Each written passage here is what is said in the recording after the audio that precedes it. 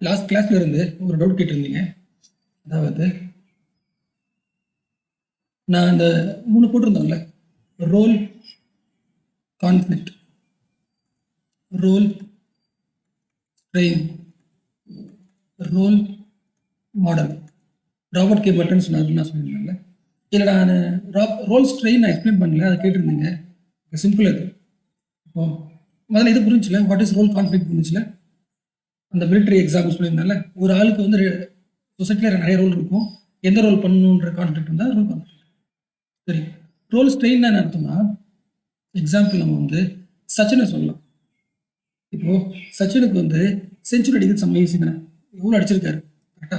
ஆனால் 99 century அடிச்சதுக்கப்புறம் 100th செஞ்சுரிக்கு ரொம்ப time ஆச்சுல்ல. காரணம் என்ன? எல்லாரும் கேட்குறாங்க, எல்லாரும் ஃபோர்ஸ் பண்ணுறாங்க, உடனே அடிங்க, 100வது செஞ்சுரி நம்ம பார்க்க ஆசையாக இருக்குது சொல்ல சொல்ல சொல்ல சொல்ல அந்த ஒரு செஞ்சுரி அடிக்கிறதுக்கு பேர்டன் அதிகமாகுது.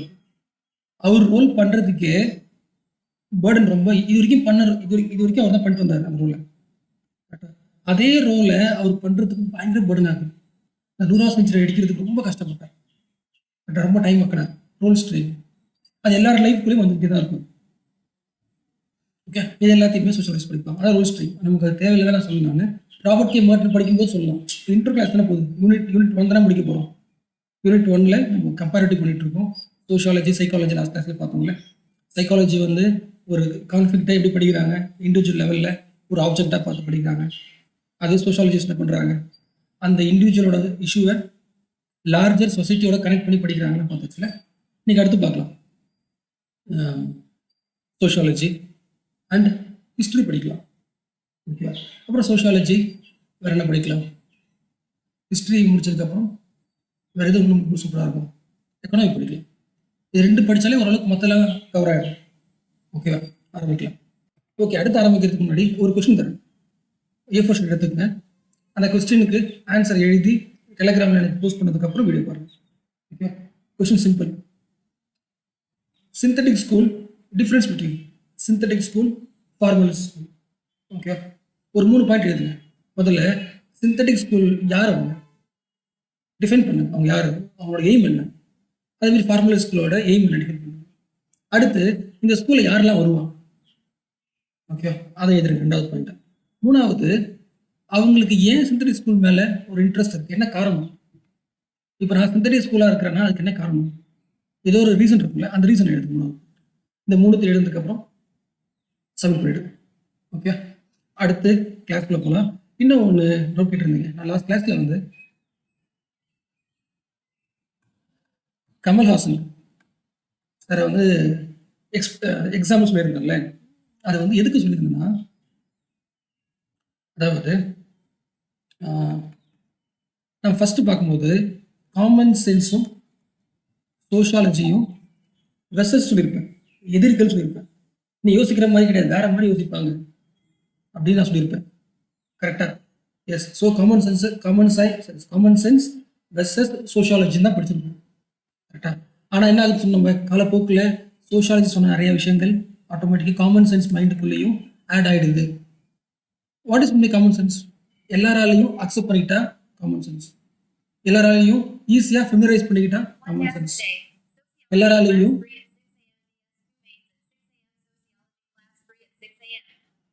ஓகே எல்லாராலையுமே அந்த ப்ராசஸை சோஷியலைசேஷன் பண்ண முடியுதுன்னா, ஈஸியாக இன்னொரு மக்கள்கிட்ட பேசிக்க முடியுதுன்னா அது வந்து காமன் சென்ஸ். ஓகே, அதுக்கு என்ன சொல்லியிருந்தேன்னா, நமக்கு என்ன தெரியும்னா, கமல்ஹாசன் சார் தான் அந்த தமிழ்நாட்டில் இம்ப்ரூவ் பண்ணுறாரு. அதாவது பொலிட்டிக்கல் மேனிஃபெஸ்டோவில் சொல்கிறார், உமனோட ஹவுஸ் ஹோல்டு ஒர்க்கிங்க்கு நம்ம என்ன பண்ணணும், வி ஹேவ் டு கிவ் சேலரின்னு சொல்கிறாருல்ல. எஸ், அவர் ஒரு ஆள் சொன்னார். அதுக்கப்புறம் எல்லா பொலிட்டிக்கல் பார்ட்டிஸுமே அக்செப்ட் பண்ணிக்கிறதா என்ன அர்த்தம்? ஒரு பொலிட்டிக்கல் பார்ட்டிஸ் ஒரு பாயிண்ட்டை அக்செப்ட் பண்ணிக்குதுன்னா அந்த வார்த்தை வந்து எல்லா மக்களுக்குமே தேவைன்னு அர்த்தம். அப்போ எல்லா மக்களுக்குமே அந்த ஐடியா வந்துருச்சுன்னு அர்த்தம். அப்போ அது ஆட்டோமேட்டிக் காமன் சென்ஸாக மாறுதுன்னு அர்த்தம்.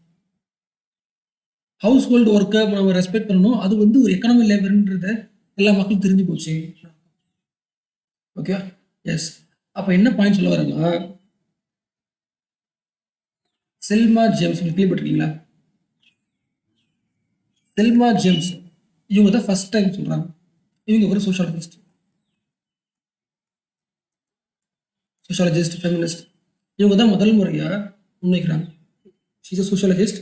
ஒரு டேர்ம் காயின் பண்ணுறாங்க, ஹவுஸ் ஹோல்டு ஒர்க்குக்கு வந்து அதுவும் ஒரு பெய்டு லேபர் தான், எல்லாரும் பெய்டு லேபர் தரணும்னு சொல்கிறாங்க. அப்போது ஒரு சோஷியாலஜிஸ்ட் உருவாக்குன அந்த கான்செப்ட்ஸ் தான் இப்போ உலகம் முழுக்க பரவி இருக்கு. அப்புறம் கமல்ஹாசன் எதுக்கு எக்ஸாம்பிளாக சொன்னோம்னா, எப்படி வந்து சோஷியாலஜி உருவாக்குன ஒரு இன்டர்பிரேஷனை காமன் சென்ஸாக எல்லாருக்காலையும் எடுத்துக்க முடியுது. எக்ஸாம்பிளுக்கு கமல்ஹாசன் சாரோட அந்த ஹவுஸ் ஹோல்டு பெய்டு ஒர்க்கில் சொல்லலாம். செல்மா ஜேம்ஸ் வந்து இந்த ப்ராசஸ் சொல்கிறாங்க, ஹவுஸ் ஹோல்டுக்கு பெய்டு ஒர்க் சொன்னாங்களே, அது எந்த இயர்ன்றது நெட்டில் பார்த்தது. ஓகே ஓகே, அடுத்து போகலாம். ஸோ அடுத்து போகிறதுக்கு முன்னாடி இன்னும் ஒரு கொஸ்டின் தரேன், ரிவிஷன் மாதிரி ட்ரை பண்ணுங்க. அதாவது சூசைட். இந்த சூசைட் அப்படின்ற ஒரு டெர்மினாலஜியை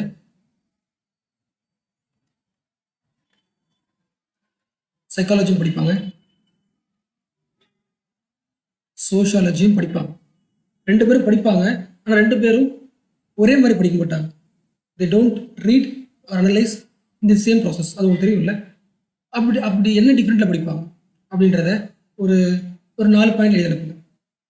சூசைடு நீங்கள் இப்போ எப்பயுமே வந்து சோஷியாலஜியில் இந்த டிஃப்ரென்ஸை நீங்கள் வந்து சொல்கிறதுக்கு நீங்கள் ஸ்காலர் யூஸ் பண்ணிக்கலாம், இல்லை வந்து எக்ஸாம்பிள் யூஸ் பண்ணிக்கலாம், ஃபேக்ட் யூஸ் பண்ணிக்கலாம். ஏன்னா ஃபேக்ட் தானே சயின்டிஃபிக் எக்ஸ்பெரிமெண்ட்டு. ஓகே, அப்போது சூசைடை வந்து சைக்காலஜி இப்படி படிக்கும், சோஷியாலஜி இப்படி படிக்கும் அப்படின்றத எக்ஸாம்பிளுக்கு வந்து ப்ரூவ் பண்ணிக்கலாம். ஒரு 4 பாயிண்ட் இதில் போகும், ட்ரை பண்ணுங்க. ஓகே, எழுதி முடிச்சதுக்கப்புறம் நான் சொல்ல போகிறது பாருங்கள். நானும் எக்ஸ்பிளைன் பண்ண போகிறது கிடையாது, ஏன்னா சூசைட் நம்ம தனியாக படிப்போம். பட் உங்களுக்கு வந்து சூசைட் சேம் தான், எல்லா கிளாஸ்லையுமே நாங்கள் வந்து அந்த சோஷியாலஜிக்கல் இமேஜினேஷன் இருக்கா செக் பண்ணுவோம்ல. ஒரு சூசைட் இருக்குன்னா இதை நீ வந்து வழக்கமாக இப்போ தமிழ்நாட்டில் ஒரு ஊரில் இருக்கிற ஒரு ஆள் பார்க்குற மாதிரி நீ பார்க்குறியா, இல்லை சோஷியாலஜிஸ்ட் மாதிரி பார்க்குறியான்னு டெவலப் ஆயிருக்கேன்னு செக் பண்ணிக்கணும்ல.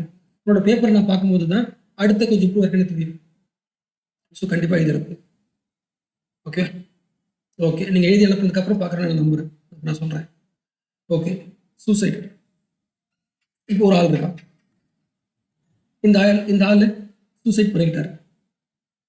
இவர் ஏன் சூசைட் பண்ணிக்கிட்டாரு, இவரோட மைண்டுக்குள்ள என்ன ப்ராப்ளம் இருந்துச்சு அப்படின்னு படித்தா சைக்காலஜி. ஓகே, ஆனால் சோஷியாலஜி இப்படி படிக்கும், சூசைடை வந்து ஒரு பப்ளிக் இஷ்யூ பார்க்குமா, கரெக்டாக இவருக்கும் அந்த சொசைட்டியோட லார்ஜர் கண்டெக்ஸ்ட்ல பார்ப்பாங்க. ஒன்று. ரெண்டாவது வந்து இந்த இண்டிவிஜுவல் ஏன் சூசைட் பண்ணாரு படிக்க மாட்டாங்க சோஷியாலிஸ்ட். ஃபர்ஸ்ட் வந்து சூசைடுன்றது பப்ளிக் இஷ்யூவாக இருக்கா இண்டிவிஜுவல் இஷ்யூவாக இருக்கா செக் பண்ணிப்பாங்க. ஃபர்ஸ்ட் ப்ராசஸ் கரெக்டு, இது வந்து சோஷியல் ப்ராப்ளமாக இருக்குது, அப்போ நம்ம இறங்கலாம். நிறைய இடத்துல டெத் நடக்குது, இது நடக்குது. ஓகே, அடுத்து வந்து சயின்டிஃபிக் எக்ஸ்பிளைன் பண்ணுவாங்க. ஓகே, சூசைட் பண்ணுறாங்க, எந்த குரூப் வந்து அதிகமாக சூசைட் பண்ணுறாங்க, ரூரல் பீப்புளா அர்பன் பீப்புளா, ஒரு ஆள் படிப்பாங்க. அதுக்கு ஒரு ஃபேக்ட் எக்ஸாம்பிள் இருக்கும், வந்துருக்கும் நியூஸில் வந்துருக்கும். சில பேர் வந்து எந்த ஆக்குபேஷன் பண்ணுறவங்க சூசைட் அதிகம் பண்ணுறாங்க, ஓகே சிவில் சர்வன்ஸ் அதிகம் பண்ணுறாங்களா, இல்லை வீட்டில் ஃபீமேலில் ஒர்க் பண்ணுற ஹவுஸ் ஹோல்ட் ஒர்க் அதிகம் பண்ணுறாங்களா, கம்பேரிட்டிவ் ஸ்டடி பண்ணுவாங்க, குரூப் கம்பேரிசன் பண்ணுவாங்க. ஃபார்மர்ஸ் அதிகம் சூசைட் பண்ணுறாங்களா, இல்லை இண்டஸ்ட்ரியில் ஒர்க் பண்ணுற லேபர்ஸ் சூசைட் பண்ணுறாங்களா செக் பண்ணுவாங்க. புரிச்சுல, நீங்கள் எப்படி ப்ரூவ் பண்ண தெரியல. அப்போ ஒரு இண்டிவிஜுவல் தான், அந்த இண்டிவிஜுவலோட சூசைடை வந்து எப்படி வந்து ஒரு சோஷியல் இஷ்யூவாக எடுத்துக்கிட்டு எப்படி கம்பேரிட்டிவ் அனலைஸ் பண்ணி நமக்கு ஒரு வருதுல்ல. இப்போ நான் சொன்ன கொஸ்டின் எல்லாமே உங்களுக்கு ஆன்சர் கிடைச்சா உங்களுக்கு யூஸ்ஃபுல்லாக இருக்கும்ல. Yes, okay. இப்போ இன்னொரு கொஸ்டின் கேட்கலாம், இது உங்களுக்கு தெரிஞ்சது தான். இந்தியாவில் ஜென்ரலாக அதிகமாக இறந்து போகிறது யார் சூசைட் பண்ணிக்கிட்டு? மேரேஜ் பீப்புளா வெர்சஸ் சிங்கிளா? அதிகமாக யார் வந்து சூசைட் பண்ணி இறந்து போகிறாங்க அப்படின்னு பார்த்தா நிறைய பேர் என்ன சொல்லுவாங்கன்னா மேரேஜ் பீப்புள் தான் அதிகமாக, கல்யாணம் ஆனவங்க தான் அதிகமாக என்ன பண்ணுறாங்க, இறந்து போயிடுறாங்க, சூசைட் பண்ணிக்கிறாங்க, தூக்க மாட்டேங்கிறாங்க வீட்டில். அப்படிலாம் நம்ம பார்த்துருக்கோங்களே, கரெக்டாக மண்ணெண்ணெய் ஊற்றி கொளுத்திக்கிறாங்க, நிறைய பார்த்துருக்கோங்களே. எஸ், ஆனால் டேட்டா என்ன சொல்லுதுன்னா, data means fact, survey, analysis, single people தான் அதிகமாக மோர் ப்ரோன் டு சூசைட் சொல்கிறாங்க.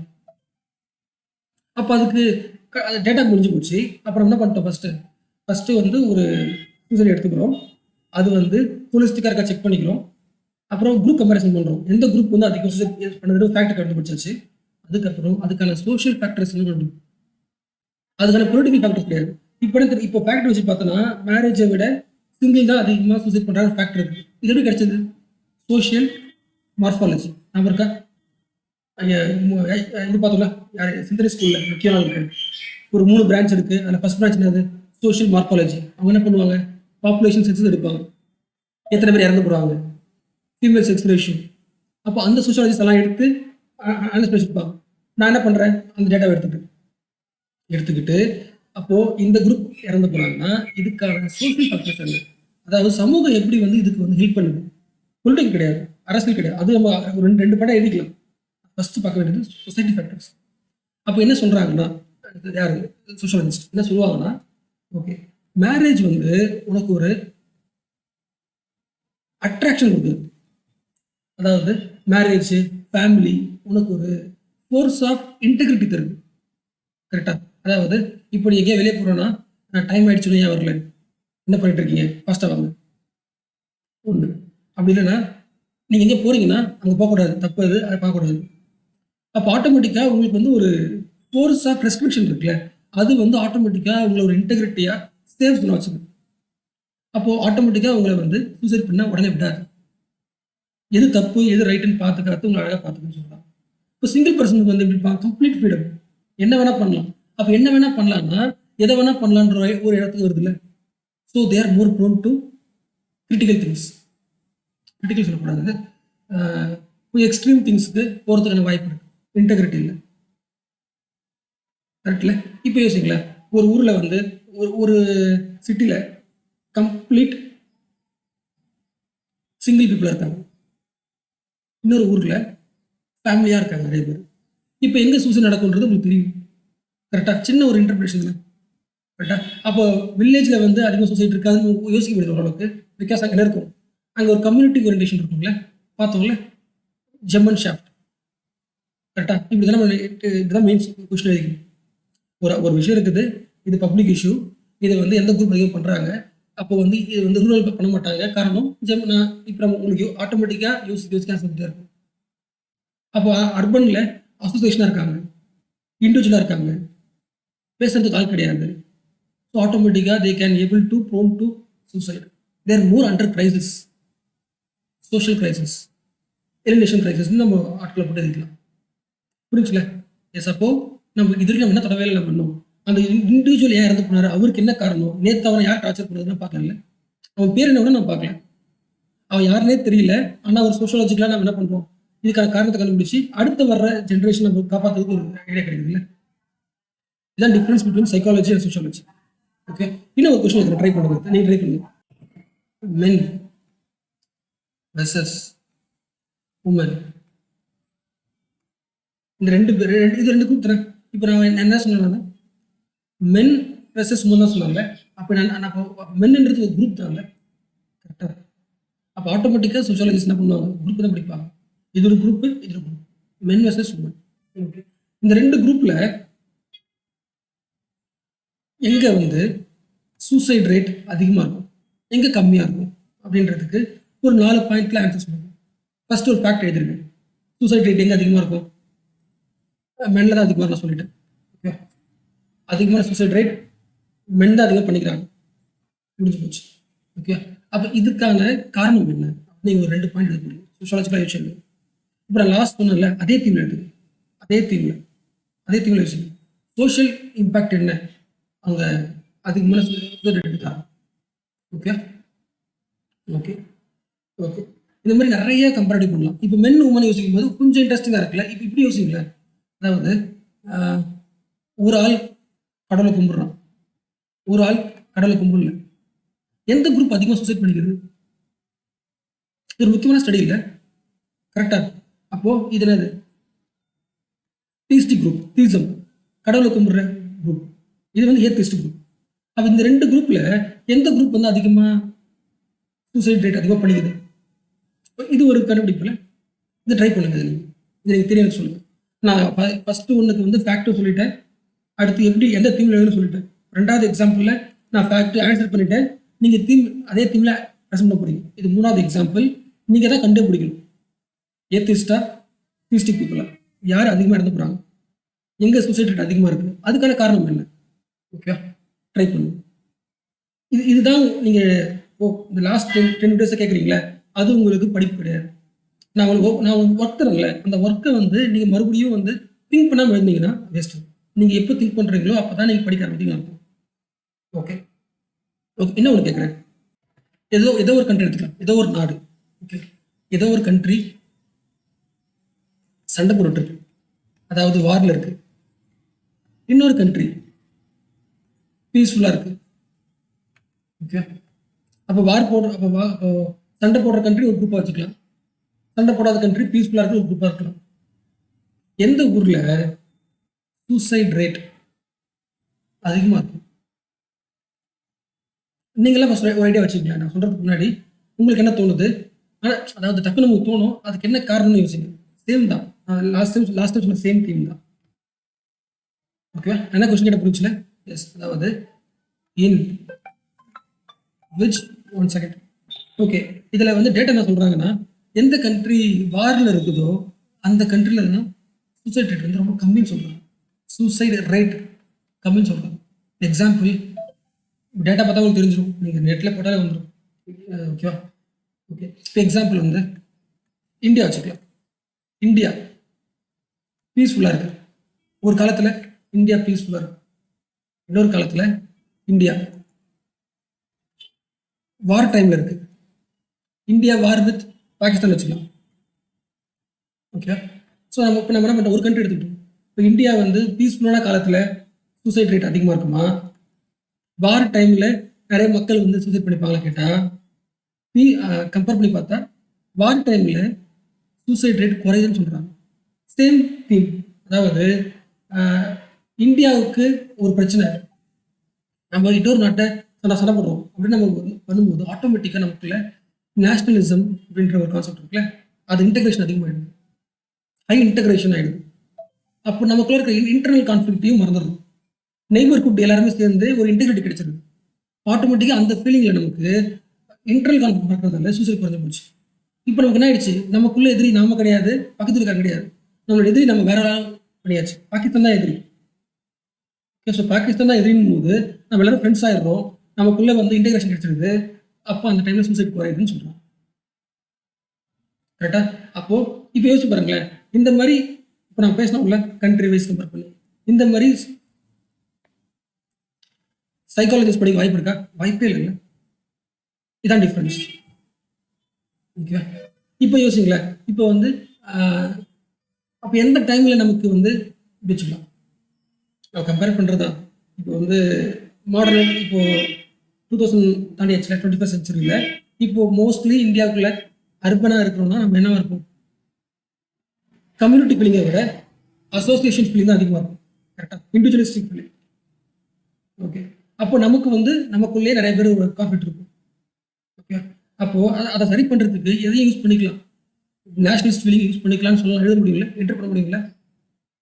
கரெக்டாக? அதே மாதிரி ஒரு பொலிட்டிக்கல் பார்ட்டி தன்னை வந்து நல்லவங்கன்னு முன்னிலைப்படுத்துறதுக்கு நேஷனலிசம் யூஸ் பண்ணிக்க முடியும்ல. கரெக்டா? எஸ், அப்போ நான் ஒன்றும் பண்ண மாட்டேன், உங்களோட குறைகளை பார்க்க மாட்டேன். நீ நேஷனலிஸ்ட் ஃபீலிங்காக பண்ணும்போது இந்தியாவுக்கான ஆள் நீ. அப்போது நம்மளோட எதிரி நாட்டை நம்ம கம்பேர் பண்ணிக்குவோம், அவங்க எதிரி ஆயிடுறாங்க, நம்ம ஒட்டுமொத்தக்கும் அங்கே போயிடுது. அப்போ அந்த பார்ட்டி நம்ம என்ன பண்ணுவோம், நேஷனலிஸ்ட் ஃபீலிங்கில் நமக்கு ஹையில் வச்சிருப்போம்ல. புரிச்சுல? இதுதான் யார் சொல்கிறாங்க? வெப்பர் சொல்கிறாரு. நேஷனலிசம்னு இருக்கு,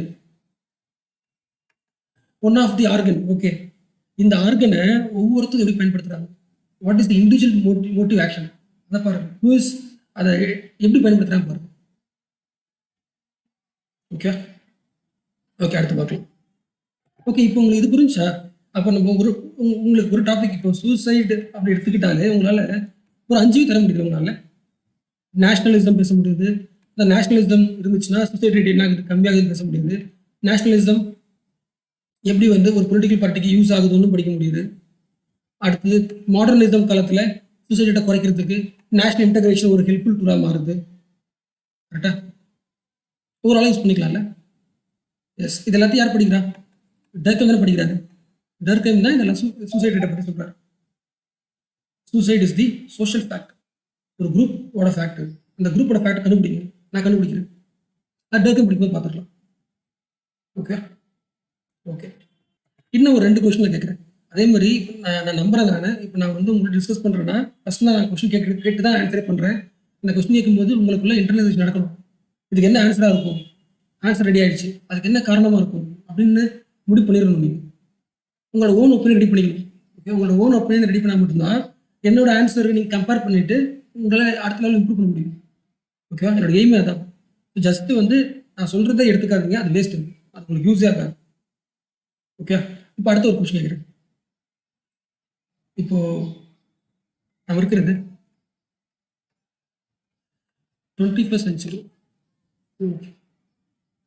இந்த காலத்தில் இண்டிவிஜுவலிசம் யோசிங்க, ஜஸ்ட் பார்க்காதீங்க, அக்குமுலேட் பண்ணாதீங்க, யோசிங்க, திங்க் பண்ணுங்க. நான் கேட்குற கொஸ்டினுக்கு ஆன்சர் ரெடியாக வச்சுங்க, அதுக்கப்புறம் கம்பேர் பண்ணிக்க. ஓகே, ஜென்ரலாக சொல்லுவாங்க 21st செஞ்சுரிக்கு அப்புறம் இண்டிவிஜுவலிசம் அதிகமாகிடுச்சு. இப்போ நான் கேட்குறேன், என்ன கேட்குறேன்னா, இண்டிவிஜுவலாக அர்த்தம் இண்டிவிஜுவல் தானே. இந்த காலத்தில் உங்களால் இண்டிவிஜுவலே பார்க்க முடியாதுன்னு நான் சொல்கிறேன். அது கரெக்டாக தப்பா? அதாவது வெதர் தேர் எக்ஸிஸ்ட் அன் இண்டிவிஜுவல்னு ஒரு ஆள் எக்ஸிஸ்ட் ஆகுறாங்களா? சைக்காலஜி எதை படிக்குது? இண்டிவிஜுவலை தான் ஒரு ஆப்ஜெக்டாக படிக்குது. இப்போ நான் அவங்களுக்கு ஒரு கொஸ்டின் போஸ்ட் பண்ணுறேன், நீங்கள் அதை கரெக்டாக சொல்லுங்கள். நீங்கள் இண்டிவிஜுவல் படிக்கிறீங்க, இண்டிவிஜுவலே ஒரு ஆள் இருக்காங்களா இல்லையா டவுட்டாக இருக்குது, சொல்லுங்க பார்க்கலாம், இருக்காங்களா இல்லையா? இது எனக்கு என்ன பொறுத்த வரைக்கும் இண்டிவிஜுவல்னு ஒரு ஆளே கிடையாது நான் சொல்கிறேன். என்ன காரணம்? அப்போ என்னதான் இருக்கு? ரோல்ஸ் தான் இருக்கு. ரோல் தான் இருக்கு. 24 hours எனக்கு ரோல் தான் இருக்கு. எக்ஸாம்பிள், எழுந்த உடனே ஃபேமிலியில் ஒரு ரோல் பண்ணுவோம். ஃபேமிலியில் எனக்கு ஒரு ரோல் இருக்குது, அந்த ரோல் நான் பண்ணுறேன். அடுத்து ஸ்கூலுக்கு போகிறேன், அங்கே ஸ்டூடெண்ட்னு ஒரு ரோல் பண்ணுறேன்.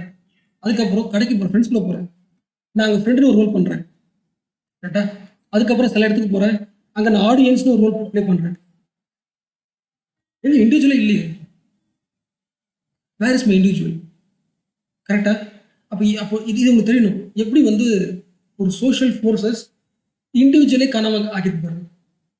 இப்போ யோசிக்கலேன், இன்னும் சொசைட்டி வந்து மாடர்ன் ஆக ஆக ஆக ஆக கரெக்டா? அப்போது இன்னும் நிறைய ரோல்ஸ் அதிகமாகும். பார்க்க நம்ம எப்படி போனால் இன்னும் கொஞ்சம் நம்ம டுவர்ட்ஸ் இண்டிவிஜுவலைசேஷன் போகிற மாதிரி தெரியும். ஆனால் ரோல்ஸ் அதிகமாகிட்டே இருக்கும். யோசிக்கலாம், சொல்லாங்களே. கரெக்டா? ஒரு ஆள் 4 வேலை பண்ணுறோம். கரெக்டாக? புது ரோல் இப்போ ஃபேஸ்புக் சோஷியல் மீடியாவுக்கு ஒரு புது ரோல் பண்ணியிருக்கீங்க. நீங்கள் கிளப் ஹவுஸ் அங்கே ஒரு ரோல் பண்ணுறீங்க, அங்கே ஸ்பீக்கர், இங்கே ரைட்டர், ஜூமில் இது ஒன்று. அப்போது புரிஞ்சுல சோஷியாலஜி எப்படி பார்க்குது, இண்டிவிஜுவலை எப்படி அனலைஸ் பண்ண முடியுதுல்ல. ஓகே, இது லாஸ்ட் ஒன்றே ஒன்று.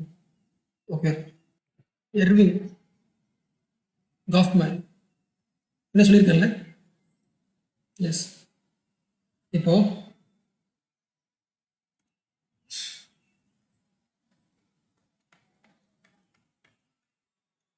ஒரு கண்டுபிடிக்க முடியுதா என்ன பண்ணுறான்னு? ஓகே, ஆடியன்ஸா? அப்போ இவனுக்கு இல்லை, இவனுக்கு பின்னாடி ஒரு பேக் ஸ்டேஜ் இருக்கு, ஃப்ரண்ட் ஸ்டேஜ் இருக்கு. புரியுதா? எர்வின் காஃப்மேன் சொல்றாரு. இப்போ வீட்டில் உட்காந்துருக்கேன், சும்மா உட்காந்துட்டு இருக்கேன், ஃப்ரெண்டு ஃபோன் பண்ணுறான். ஃபோன் பண்ணி அங்கே வந்துடும் சொல்கிறான். சொன்ன உடனே நம்ம என்ன பண்ணுவோம்? உடனே ட்ரெஸ் மாற்றுவோம்ல. ட்ரெஸ்ஸை மாற்றுறோம், அதாவது நம்ம வீட்டில் ஒரு இண்டிவிஜுவலாக இருக்கிறோம், டக்குன்னு வெளியே போக போகிறோம், அந்த இடத்துக்கு ஏற்ற மாதிரி நம்ம ட்ரெஸ் போடுறோம்ல. அப்படின்னு அர்த்தம் வேற ஒரு ரோலை நம்ம எடுத்துக்கிறோம்னு அர்த்தம்.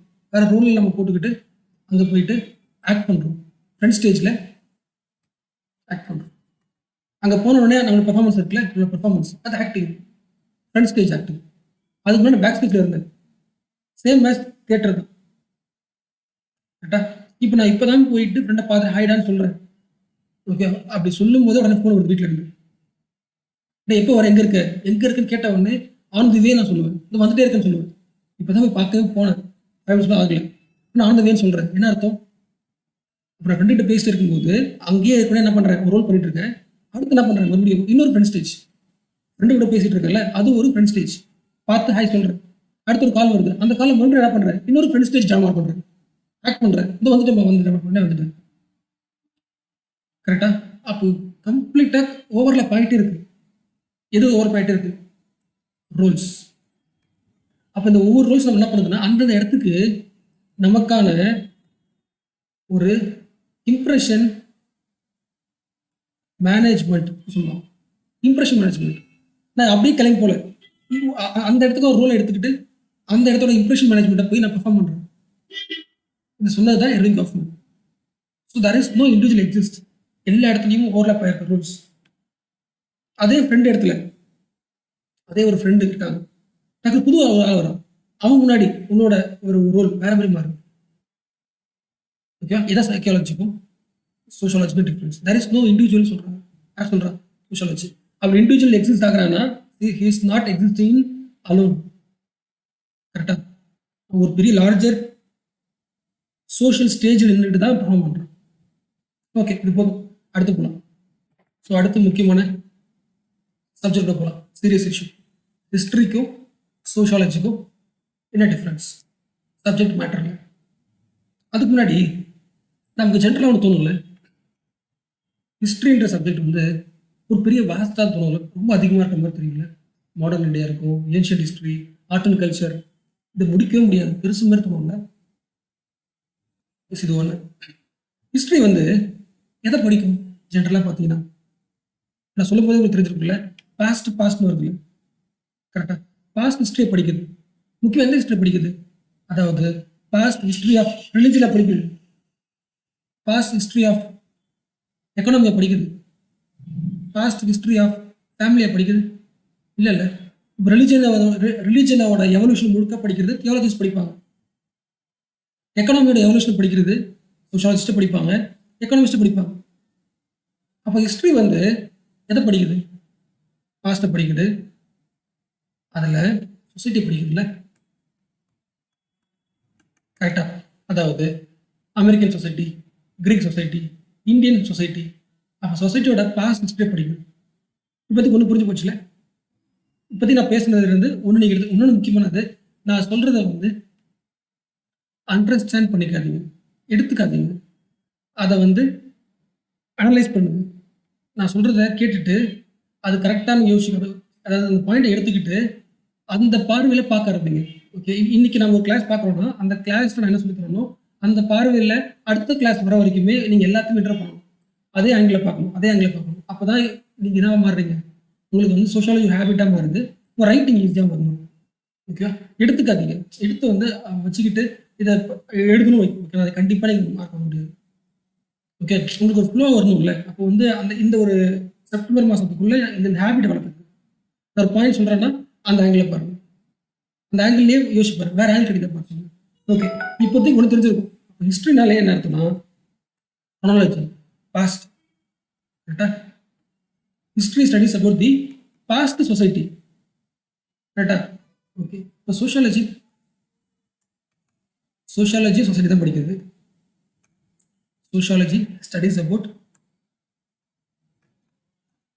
Modern society. கரெக்டா? மாடர்ன் சொசைட்டியில் இருக்கிற ஃபார்ம்ஸ் ஆஃப் ரிலேஷன்ஷிப், இதில் இருக்கிற எல்லா ஸ்ட்ரக்சர்ஸ், இதெல்லாம் படிக்கும். மெயின் கீவேர்டு எது? மாடர்னில் சொசைட்டி சேஞ்ச் ஆகலைன்னா என்ன இம்பாக்ட் நடந்திருக்குன்னு ஏன் சோஷியாலஜிக்கு ஒரு சப்ஜெக்டே வரணும்? ஃப்ரெஞ்ச் ரெவல்யூஷன் வருது, ரெனசன்ஸ்லாம் வருது, அது சொசைட்டியை மாற்றுது, மாடர்னாக மாற்றுது. அப்போ தானே சோஷியாலஜி ஒரு சப்ஜெக்ட் எமர்ஜ் ஆகும். மெயின் இன்டென்ஷனு மாடர்ன் சொசைட்டி படிக்கிறது தான். லாஸ்ட் சொன்ன அவருக்கு உங்களுக்கு 95% சோஷியாலஜிஸ்ட் மாடர்ன் சொசைட்டி தான் படிப்பாங்க. சில பேர் தான் ரூரல் படிப்பாங்க, அது கூட கம்பேரிட்டிவாக படிப்பாங்க. ஓகே, ஃபர்ஸ்ட் இது என்னது? History studies the past, not complete history. வெறும் சொசைட்டியோட பாஸ்ட் ஹிஸ்ட்ரி தான் படிக்குது. புரிச்சுல? ரிலீஜன்லாம் படிக்கிறாங்க. அப்போ நம்ம அந்த பாஸ்ட்னு சொல்றது நீங்க என்ன பண்ணணும்? மாடர்னைஸ் பண்ணணும். ஹிஸ்ட்ரி எப்படி பாஸ்ட்னு சொல்றோம்? ஓகே, அடுத்த முக்கியமானது, அடுத்த பாயிண்ட் தான் மோஸ்ட் இம்பார்ட்டன்ட் பாயிண்ட். ஓகே, மேலே சொன்ன பாயிண்ட் வந்து, அதாவது ஹிஸ்ட்ரி பாஸ்ட்டை படிக்கும், பாஸ்ட் சொசைட்டி படிக்கும் இன் chronological fashion. கரெக்டா? இதுதான் ஜென்ரல். இப்போ சொல்ல போகிற பாயிண்ட்டு வச்சு தான் இந்த செகண்ட் பாயிண்ட் உங்களுக்கு ஃபுல்லாக புரிஞ்சு போச்சுன்னா ஆல்மோஸ்ட் டிஃப்ரென்ஸ் எல்லாமே இதை வச்சு மேட்ச் பண்ணிடுறேன். ஓகே, அதாவது ஹிஸ்ட்ரி, இந்த பாஸ்ட் ஹிஸ்ட்ரியை படிக்கிறதுக்கு எதை யூஸ் பண்ணும்? ரா ஃபேக்ட்ஸ், ஃபிகர்ஸ், பர்சனாலிட்டி சொல்லுவாங்களா, பர்சனாலிட்டிஸ், டாக்குமெண்ட்ஸ், இதை யூஸ் பண்ணி தான் பாஸ்ட் ஹிஸ்ட்ரி படிக்கணும், பாஸ்ட் சொசைட்டி படிக்கணும். ஓகே, அதுக்கு முன்னாடி இது எல்லாமே இந்த ஃபேக்ட், இது எல்லாமே டாக்குமெண்ட் ஃபேக்ட், இது எல்லாமே அதுவா பேசாதில்ல. நான் எப்போ சொல்லியிருக்கேன், fact does not speaks it self. யார் பேசுவா? அதுக்கு முன்னாடி இப்போ உங்களுக்கு சூசைடு தெரியும் வச்சுக்கலாம், சூசைடு வச்சுக்கலாம், unemployment, okay. Sociology class attend பண்ணுறதுக்கு முன்னாடி வரைக்கும் இப்போ சூசைடுன்ற ஒரு ஃபேக்ட் வந்து நியூஸில் வருது. ஓகே, அதை பார்த்த உடனே அந்த ஃபேக்ட் உங்களுக்கு வந்து என்ன பண்ணாது, எக்ஸ்பிளைன் பண்ணாது. உங்களுக்கு மைண்டுக்குள்ளே இருக்கிற நாலேஜ் என்னவோ அந்த நாலேஜுக்கு ஏற்ற மாதிரி தான் அந்த பாயிண்ட் நீங்கள் எடுத்துப்பீங்க. கரெக்டாக புரிஞ்சுல? எஸ். அப்போ உன்னோட மைண்டு வந்து இன்டர்பிரட் பண்ணி அந்த விஷயத்தை எடுத்துக்குது. அதுக்கு பேர் என்ன சொல்லுவாங்கன்னா ஹிஸ்டோரியோகிராஃபின்னு சொல்லுவாங்க. ஹிஸ்டோரியோகிராஃபி எக்ஸாம்பிள் சொல்லணும்னா இது புரிஞ்சுல? இப்போ எக்ஸாம்பிள் வந்து இது சொல்லலாம், பிரெஞ்சு ரெவல்யூஷன் வேணாம், அதுக்கு முன்னாடி சொல்லலாம். நம்ம மாடர்ன் இந்தியாவை ஸ்பெக்ட்ரம் படிக்கிறோம், விபிச்சந்திராவில் படிக்கிறோம். அதில் சால்ட் மார்ச் காந்தி பண்ணுறாரு. ஓகே,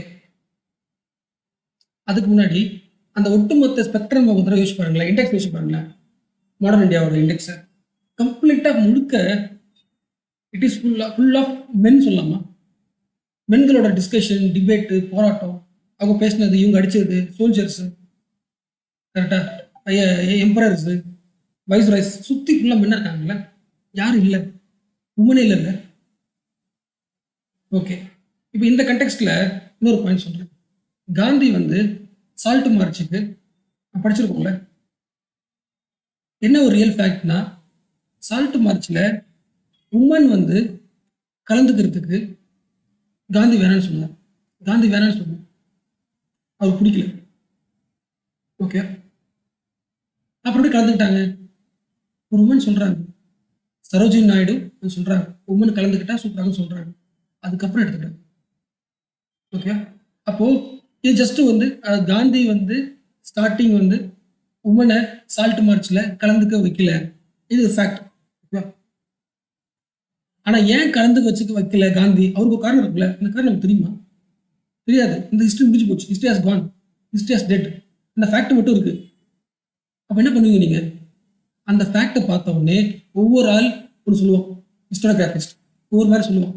அதாவது வந்து காந்திக்கு வந்து உமன் வந்து அந்த போராட்டத்தில் கலந்து லத்தி சார்ஜ் அடிச்சவங்க ஹர்ட் ஆகாது, வேணாம், தேவையில்லை, கஷ்டப்பட தேவையில்லை, ஒரு ஆங்கிள் சொல்லலாம். இன்னொன்று வந்து காந்தி வந்து பேட்ரியார்கி, இப்போ அவர் எப்படி உள்ள விடுவாரு, அவருக்கு ஃபீல் வருது. அதாவது பெண்கள் கூட போராட்டம் பண்ணனா என்ன நினைப்பாங்க பிரிட்டிஷ்? நான் ஒரு வீக்குன்னு நினைப்பாங்க, நான் பண்ண மாட்டேன். என்ன ஆகுது? ஒரு ஃபேக்ட் தான். அப்போ உன்னோட மைண்டுக்கு ஏற்ற மாதிரியே நீ நிறைய பெர்ஸ்பெக்டிவ்ஸ், நிறைய தியரிஸ், நிறைய ஐடியாலஜிஸ் நீ உருவாக்குற. ஹிஸ்டோரியோகிராஃபி ஹிஸ்ட்ரியை நீ எப்படி பார்க்குற? இப்போ நான் சொல்ல பாருங்க, எப்படி வச்சுக்கலாம். ஒரே ஹிஸ்ட்ரியை இன்னொரு எக்ஸாம்பிள் தரேன். ஓகே, என்னோட எய்ம் புரிஞ்சவங்களுக்கு, அதாவது ஹிஸ்ட்ரினாலே ஃபேக்டு, பர்ஃபெக்டு, ட்ரூத்து அப்படின்னு நினைப்போம். அப்படி கிடையாது. ஃபேக்ட் டாக்குமெண்ட் இருந்தால் கூட அந்த ஃபேக்டுக்கான காரணம் நமக்கு தெரியாது. அந்த ஃபேக்ட் பேசாது. காந்தி ஏன் அலோவ் பண்ணன்ற காரணம் தெரியாது. Gandhi has dead, history also dead. கரெக்டா? அப்போ என்ன ஆகுது? ஒரு ஹிஸ்டோரியோகிராஃபி உருவாகுது. அதாவது இந்த ஃபேக்டை நம்மளோட different theories, different ideologies interval பண்ணி டிஃப்ரெண்ட் கொண்டு வருது. புரிச்சுல? அப்போ நான் வழக்கமாக ஹிஸ்ட்ரினாலே ஒரு முக்கியமான டாக்குமெண்ட்டு, க்ரானாலஜிக்கல் ஆர்டரு, ஃபேக்டாக இருக்கும், உண்மையாக நினைப்போம். இப்படி கிடையாது. ஹிஸ்டாரியன் தனக்கு இருக்கிற அறிவை வச்சுக்கிட்டு அவன் என்ன பண்ணுறான், இன்டர்வியூ பண்ணி ஐடியாஸ் தரான். எக்ஸாம்பிள் நமக்கு தெரியும், ஃப்ரெஞ்ச் ரெவல்யூஷன் நம்ம என்ன சொல்லலாம், மார்க்சிஸ்ட் என்ன சொல்லுவாங்க ஃப்ரெஞ்ச் ரெவல்யூஷனை, அது ஃப்ரெஞ்ச் ரெவல்யூஷனே கிடையாது, அது பூர்ஜுவாஸ் ரெவல்யூஷன் என்ன சொல்கிறாங்க. அது தெரியாமல், அதாவது மார்க்சிஸ்ட் சொல்கிற வியூஸ் இல்லாமல் ஜென்ரலாக ஹிஸ்டரி என்ன சொல்லுவாங்க, ஜென்ரலாக ஹிஸ்டாரியன்ஸ் என்ன சொல்லுவாங்கன்னா third estate over through the first estate. This is called as French revolution. Third estate overthrow பண்ணிட்டாங்க. இது அவங்களோட ஃபேக்ட். ஓகே, அப்போ 1 செகண்ட். அப்புறம் என்ன பண்ணுறேன்னா, ஃப்ரெஞ்ச் ரெவல்யூஷன் இது வரலாறுல நடந்திருக்கா, இது ஒரு ஃபேக்ட். ஆனால் அந்த ஃபேக்ட் ஒவ்வொரு தியரிஸ்க்கு மாறுதுல ஹிஸ்டோகிராஃபி. இப்போ நான் சொன்னேன்ல ஃப்ரெஞ்ச் ரெவல்யூஷன்றது பூர்ஜுவாஸ் ரெவல்யூஷன் சொன்னால, அது என்னது, அது ஒரு தியரிஸ் ஐடியாஸை வச்சு உருவாக்கின ஒரு கிராஃப் ஹிஸ்டோரியோகிராஃபி. இதுக்கு என்ன பேர் வைக்கலாம், மார்க்சிஸ்ட் ஹிஸ்டோரியோகிராஃபி சொல்லலாமா. அதே மாதிரி இதடி பார்க்கலாம், ரிவிஷனிஸ்ட் ஹிஸ்டோரியோகிராஃபி பார்க்கலாம். வேற ஃபெமினிஸ்ட் ஹிஸ்டோரியோகிராஃபி. என்ன சொல்ற புரிஞ்சுல? எஸ், ஹிஸ்ட்ரின்றது ஃபேக்ட் நம்புறோம், டாக்குமெண்ட் நம்புறோம். ஆனால் அந்த ஹிஸ்ட்ரிக்குள்ள நாம இப்போ இருக்கிற ஹிஸ்டாரியன்ஸ் என்ன பண்ணுறாங்க, ஒரு கிராஃபை உருவாக்குறாங்க, அதுக்கான தியரிஸ் ஐடியாஸ் யூஸ் பண்ணிக்கிட்டு. ஓகே, இன்னொரு ஆள் சொல்கிறேன் நான், உங்கள் பேர் தெரியுமா உங்களுக்கு?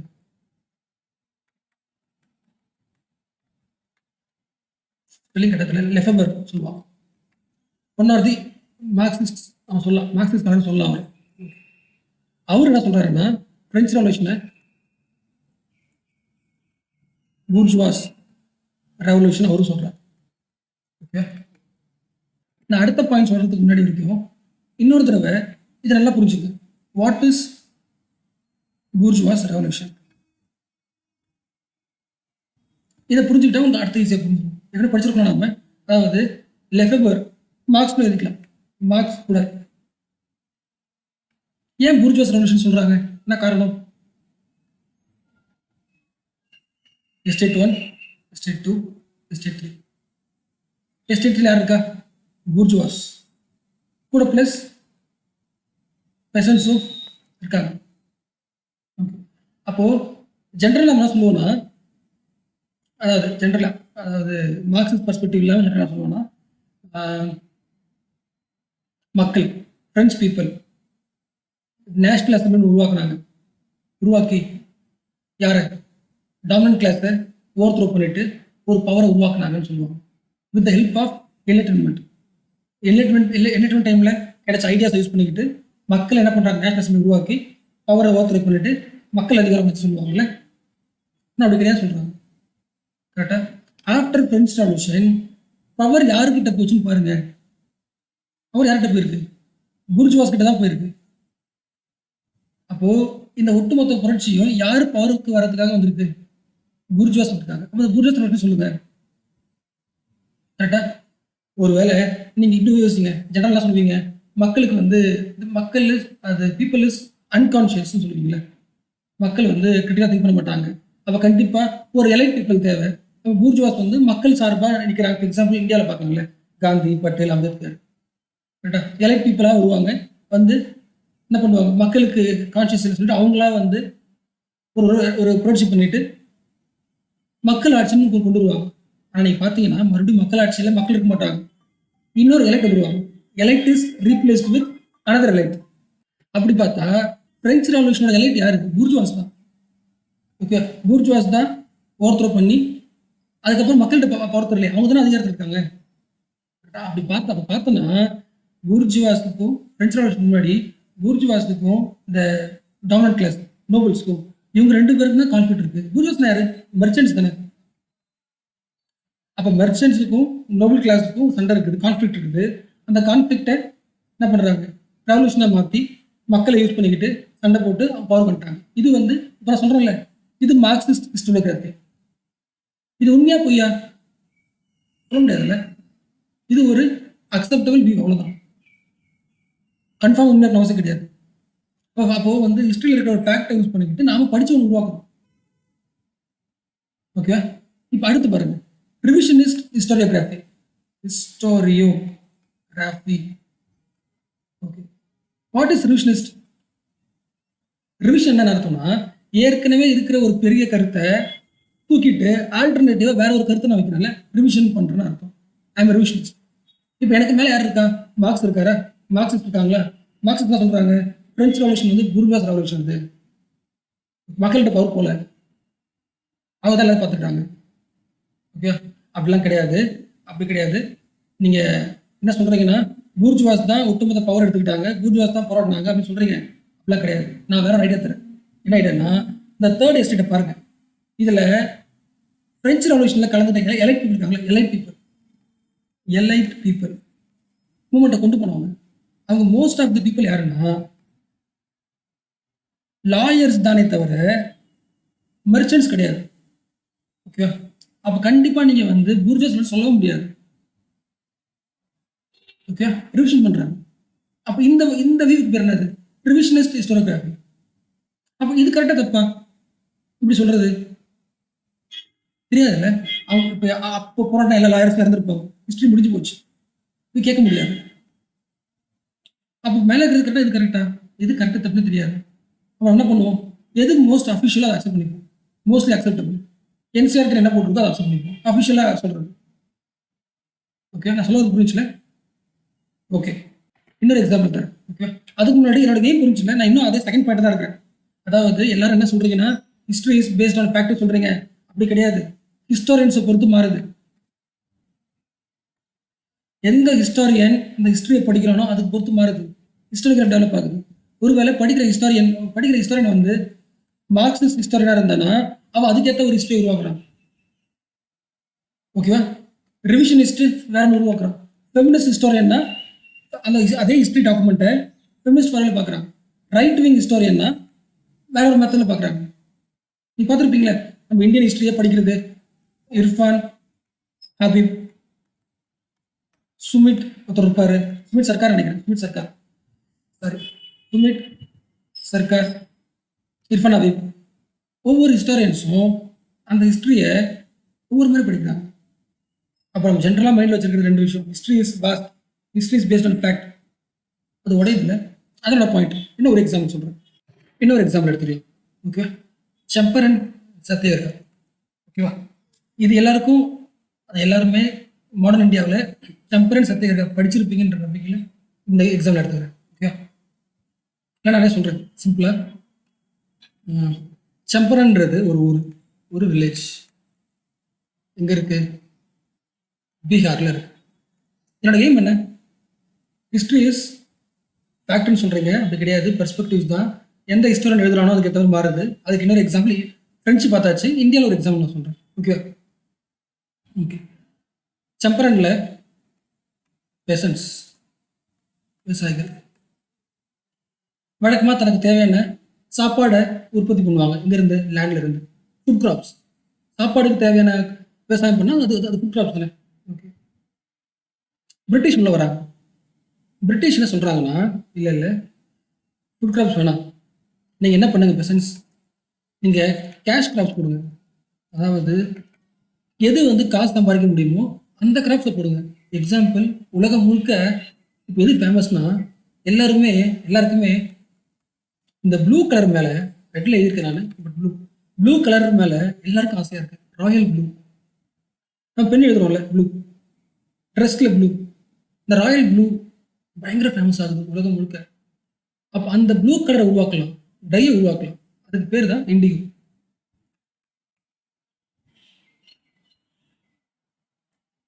INDIGO. இதை உருவாக்கலாம். பிரிட்டிஷ் சம்பரன் வில்லேஜில் இருக்கிற பெசன்ட்ஸ்க்கு சொல்கிறாங்க. ஓகே, பண்ணலாம். அதான் பயங்கர லாபம்னு சொல்கிறீங்க, பண்ணலாம். ஓகே, ஸோ பிரிட்டிஷ் வந்து இறங்கி என்ன பண்ணல, விவசாயம் பண்ணல, ஜஸ்ட் ஐடியா தராங்க, இதை பண்ணுங்கன்னு சொல்கிறாங்க, அதை எல்லா விவசாயிகளும் பண்ணுறாங்க. ஆனால் பிரிட்டிஷ் என்ன சொல்கிறாங்கன்னா, நீங்கள் பண்ணுறீங்களே விவசாயத்தில், அதில் இருக்கிற லாபத்தில் 65% லாபம் எங்களுக்கு கொடுத்துடும், மிச்சம் தான் உங்களுக்குன்னு சொல்கிறாங்க. 65% யாருக்கு போகுது? பிரிட்டிஷ் பீப்புள் எடுத்துக்கிறாங்க. நான் ஒத்துக்குமா? ஃபுல் டே உழைக்கிறோம், ஒத்துக்க மாட்டோம்ல. அப்போ என்ன சொல்கிறாங்கன்னா, அப்போ ஒரு ஆள் வராரு. யார் வரா? காந்தி வர. என்ன சொல்கிறாரு? நீங்கள் வந்து கன்ஃபார்மாக அது பண்ணாதீங்க. 65% அவங்க எடுக்கிறதுக்கு என்ன உரிமை இருக்குது? கன்ஃபார்மாக அது பண்ணாதீங்க. ஓகேவா? நீங்கள் உழைக்கிறீங்க, உங்கள் நிலம், உங்கள் லாபம். ஸோ அவனுக்கு நம்ம என்ன பண்ணணும்? ஒரு பாடத்தை கொடுக்கணும். யாரும் வேலை செய்யாதீங்க. ஓகே, ஒரு போராட்டம் பண்ணலாம். Champaran Satyagraha, first Satyagraha in India, first movement, முதல் போராட்டம். காந்தி உருவாக்குற முதல் புரட்சிகர போராட்டம் சம்பரன் சத்தியாகிரகா. என்ன சொல்றாரு?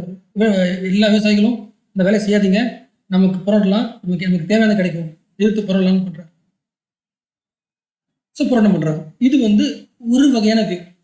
இப்போ நான் சொல்லும்போது எப்படி இருந்துச்சு? எல்லா விவசாயிகளையும் அவங்களோட கஷ்டத்தை புரிஞ்சுக்கிட்டு இந்த வேலையை செய்யாதீங்க, இந்த இல்லை நஷ்டத்தை செய்யாதீங்க, அவனுக்கு பதில் பண்ணாதீங்க, போராடலாம், வாங்க நம்ம ஜெயிக்கலாம், நம்ம வாய்ஸ் கேட்டு தான் ஆகணும். காந்தி ஹீரோ மாதிரி இருக்கிறாருல இந்த ஆங்கிள், இந்த வெர்ஷனில். நான் இன்னொரு வெர்ஷன் சொல்கிறேன். ஓகேவா? ஒரு வெர்ஷன் ஓவர், ரெண்டாவது வெர்ஷன். ஓகே, என்ன போராட்டம் பார்க்குறோம்? இந்தியாவில் நடந்த முதல் போராட்டம் சத்தியாகிரக போராட்டம். யார் சொல்கிறா? காந்தி போராட்டம் பண்றார். யார் கூட சேர்ந்துக்கிட்டு? பெசன்ஸ். இதை அனலைஸ் பண்ணி பார்க்கும்போது காந்தி யாரு?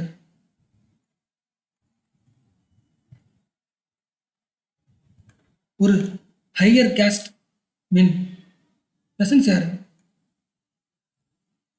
Lower caste.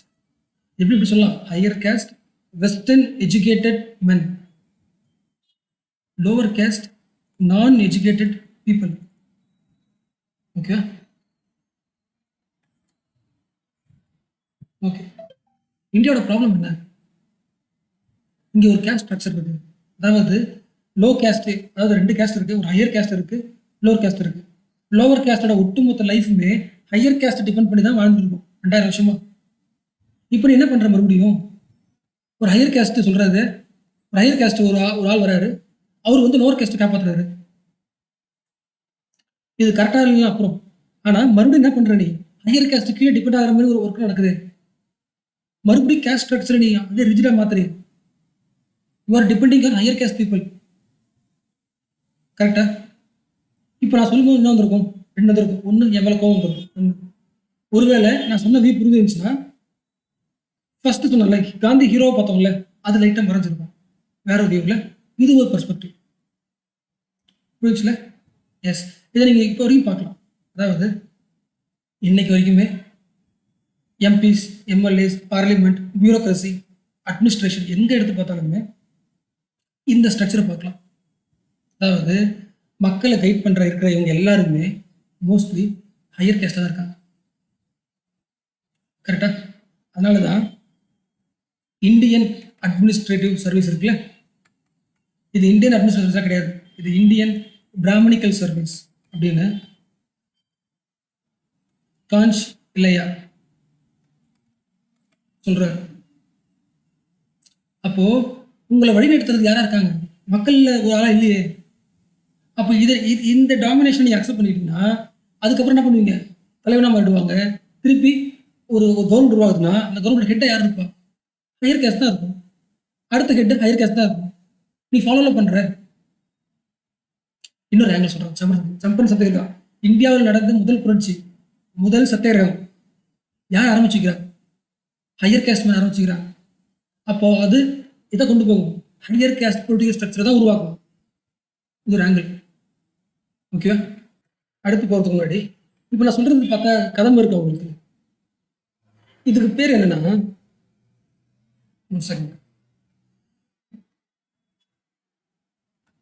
வெர்டிக்கல்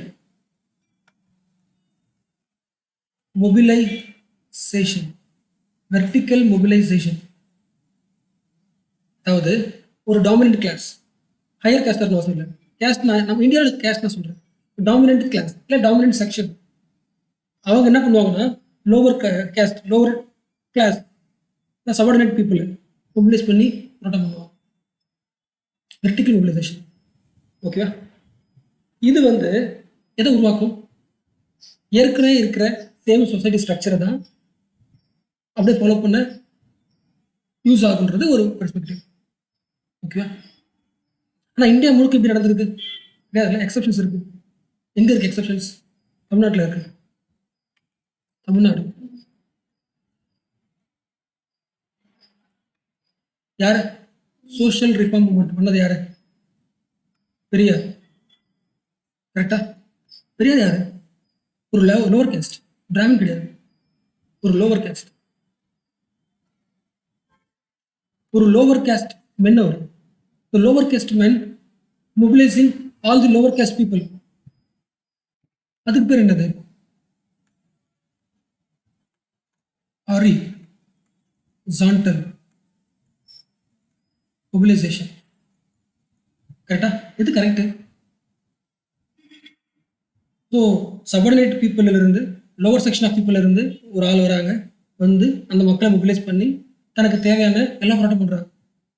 எங்களுக்கு என்ன இருக்கு? அந்த மூமெண்ட் பேர் என்னது? செல்ஃப் ரெஸ்பெக்ட் மூமெண்ட்ல எங்களால் கோயிலுக்குள்ள போக முடியும், தனி பிடிக்க முடியும் பண்றாங்க. அப்போ இது வரைக்கும் இருந்த சோஷியல் ஸ்ட்ரக்சரை உடைக்கிற போராட்டம் இது. கரெக்டா? இந்த போராட்டம் ஜெயிக்கும் போது இது உருவாகிற பாலிடிக்ஸ் என்ன பாலிடிக்ஸா இருக்கும்? அந்த பொலிட்டிக்கல் பேர் யார் பிடிப்பாங்க? லோவர் கேஸ்ட் பீப்புள் பிடிப்பாங்க. இப்போ கடைசி வரைக்கும் தமிழ்நாடு ரிசர்வேஷன் இருக்குல்ல, ரிசர்வேஷன் எப்படி வந்துச்சு? காரணம் பவர் ஸ்ட்ரக்சர்ல யார் இருக்கா? Lower class people, subordinate people. கரெக்டா? அப்போ சம்பர் சத்தியாகிரகா இந்தியாவோட மிகப்பெரிய முதல் போராட்டமாக இருந்தால் கூட அது என்ன ஸ்ட்ரக்சர் இருக்கு பாருங்க. அப்போ இந்த ஸ்ட்ரக்சர்லேயே நீங்கள் போராட்டம் பண்ணிட்டே இருந்தீங்கன்னா பிரைம் மினிஸ்டர் யார் வருவா? டவுன் கிளாஸ் தான் வருவாங்க. இது ஒரு வியூ. ஓகே, இப்போ யோசிச்சு பாருங்களேன், இந்த மாதிரி பெர்ஸ்பெக்டிவ்ஸ் வந்து நீங்கள் ஹிஸ்ட்ரி புக்கில் பார்க்க முடியுமா? சொல்றது புரிஞ்சுல? அப்போது இந்த பெர்ஸ்பெக்டிவ்ஸ்லாம் யார் தரா? ஒரு ஹிஸ்டோரியனுக்கு இந்த ஐடியாஸ் எல்லாமே, இது எல்லாமே சோஷியாலஜிக்கல் வியூ தானே, பெர்ஸ்பெக்டிவ்ஸ் இல்லை இது எல்லாமே. கரெக்டாக? அப்போ ஒரு ஹிஸ்டாரியனுக்கு அவன் ஒரு வித்தியாசமான முடிவு கொண்டு வரதுக்கு அவனுக்கு ஹெல்ப் பண்ணுற பெர்ஸ்பெக்டிவ்ஸ் எங்கிருந்து வருது? Feminist view, Marxist view. Okay, Marxist வியூனா ஜென்ரலாக பூர்ஜுவாஸ்னே சொல்ல முடியாது. இப்போ நான் சொன்னேன்ல, அது மார்க்சிஸ்ட் வியூ தான். ஓகே, இப்போ நான் சொன்ன வியூ கம்ப்ளீட்டாக மார்க்சிஸ்ட் வியூ. இப்போ மார்க்சிஸ்ட் வியூனா வெறும் பூர்ஜுவாஸும் கிடையாது, டாமினன்ட் செக்ஷனை வாட்ச் பண்ணும். டாமினன்ட் செக்ஷனை வாட்ச் பண்ணிட்டு இது கரெக்டாக இருக்கா, ஸ்ட்ரக்சர் மாறுதான் செக் பண்ணும். அப்போ இந்தியாவில் என்ன ஸ்ட்ரக்சர் இருக்குது, தமிழ்நாடு என்ன ஸ்ட்ரக்சர் இருக்குது? யார் சொல்கிறோம்? மார்க்ஸ் எக்ஸ்பிளைன் பண்ணுறோம், மார்க்சிஸ்ட் பெர்ஸ்பெக்டிவ். அப்போ ஹிஸ்டரிக்கு ஒரு பயங்கரமான பெர்ஸ்பெக்டிவ்ஸ், நிறைய பெர்ஸ்பெக்டிவ்ஸ் தர்றது யார்? ஃபெமினிசம் ஒரு கான்செப்ட் வருது, ஃபங்க்ஷனலிசம் வருது. இந்த ஆங்கிள்லையும் ஹிஸ்டரி நம்ம என்ன பண்ண முடியும்? அனலைஸ் பண்ண முடியும். ஓகேவா? அதே மாதிரி ஜென்ரலாக எப்படி சொல்லுவாங்க, இது உங்களுக்கு தெரியும். அதாவது இந்தியாவுக்கு இண்டிபெண்டன்ஸ் கிடைச்சி போச்சு, விடுதலை அடைஞ்சு விடுதலை கிடைச்சிச்சு 1947. எப்படி? நம்ம வந்து காலனியலிசம் இருந்துச்சு இந்தியாவில். காலனியலிசம்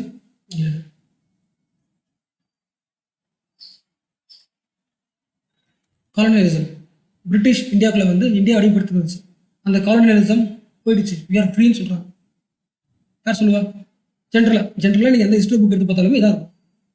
India gets free after the colonialism got over. Okay, இல்லை யார் சொல்றாங்க? என்ன சொல்றாங்க? இன்னமும் நம்ம எங்க இருக்கோம்? காலனியலிசம்ல தான் இருக்கோம். அப்ப யாரு? ஒரு எக்ஸ்டர்னலா ஒரு பிரிட்டிஷ் மென் நம்ம ரூல் பண்ணிட்டு இருந்தோம். இப்போ upper caste men is ruling. Okay, அப்போ இதுவும் என்னது? காலனியலிசம் தான். அப்போ அப்ப இருந்தது இந்தியாவுக்கு 1947 முன்னாடி இருந்தது பேர் வந்து எக்ஸ்டர்னல் காலனியலிசம். இப்ப இருக்கிறது இன்டர்னல் காலனியலிசம். வேற ஒருத்தவங்க வந்து அடிமை வச்சிருந்தோம், அது போயிடுச்சு. இப்போ மறுபடியும் எங்க இருக்கோம்? நம்ம இங்க ஒருத்தவங்க நம்மள அடிமை வச்சிருக்கோம், டாமினன்ட் கிளாஸ். இது ஒரு வியூ இல்லை? ஓகே, இப்படி சொன்னா உங்களுக்கு புரியும். இந்தியாவுக்கு ஃப்ரீடம் கிடைச்சி போச்சுல, ஆனா உமனுக்கு இன்னும் ஃப்ரீடம் கிடைக்கல.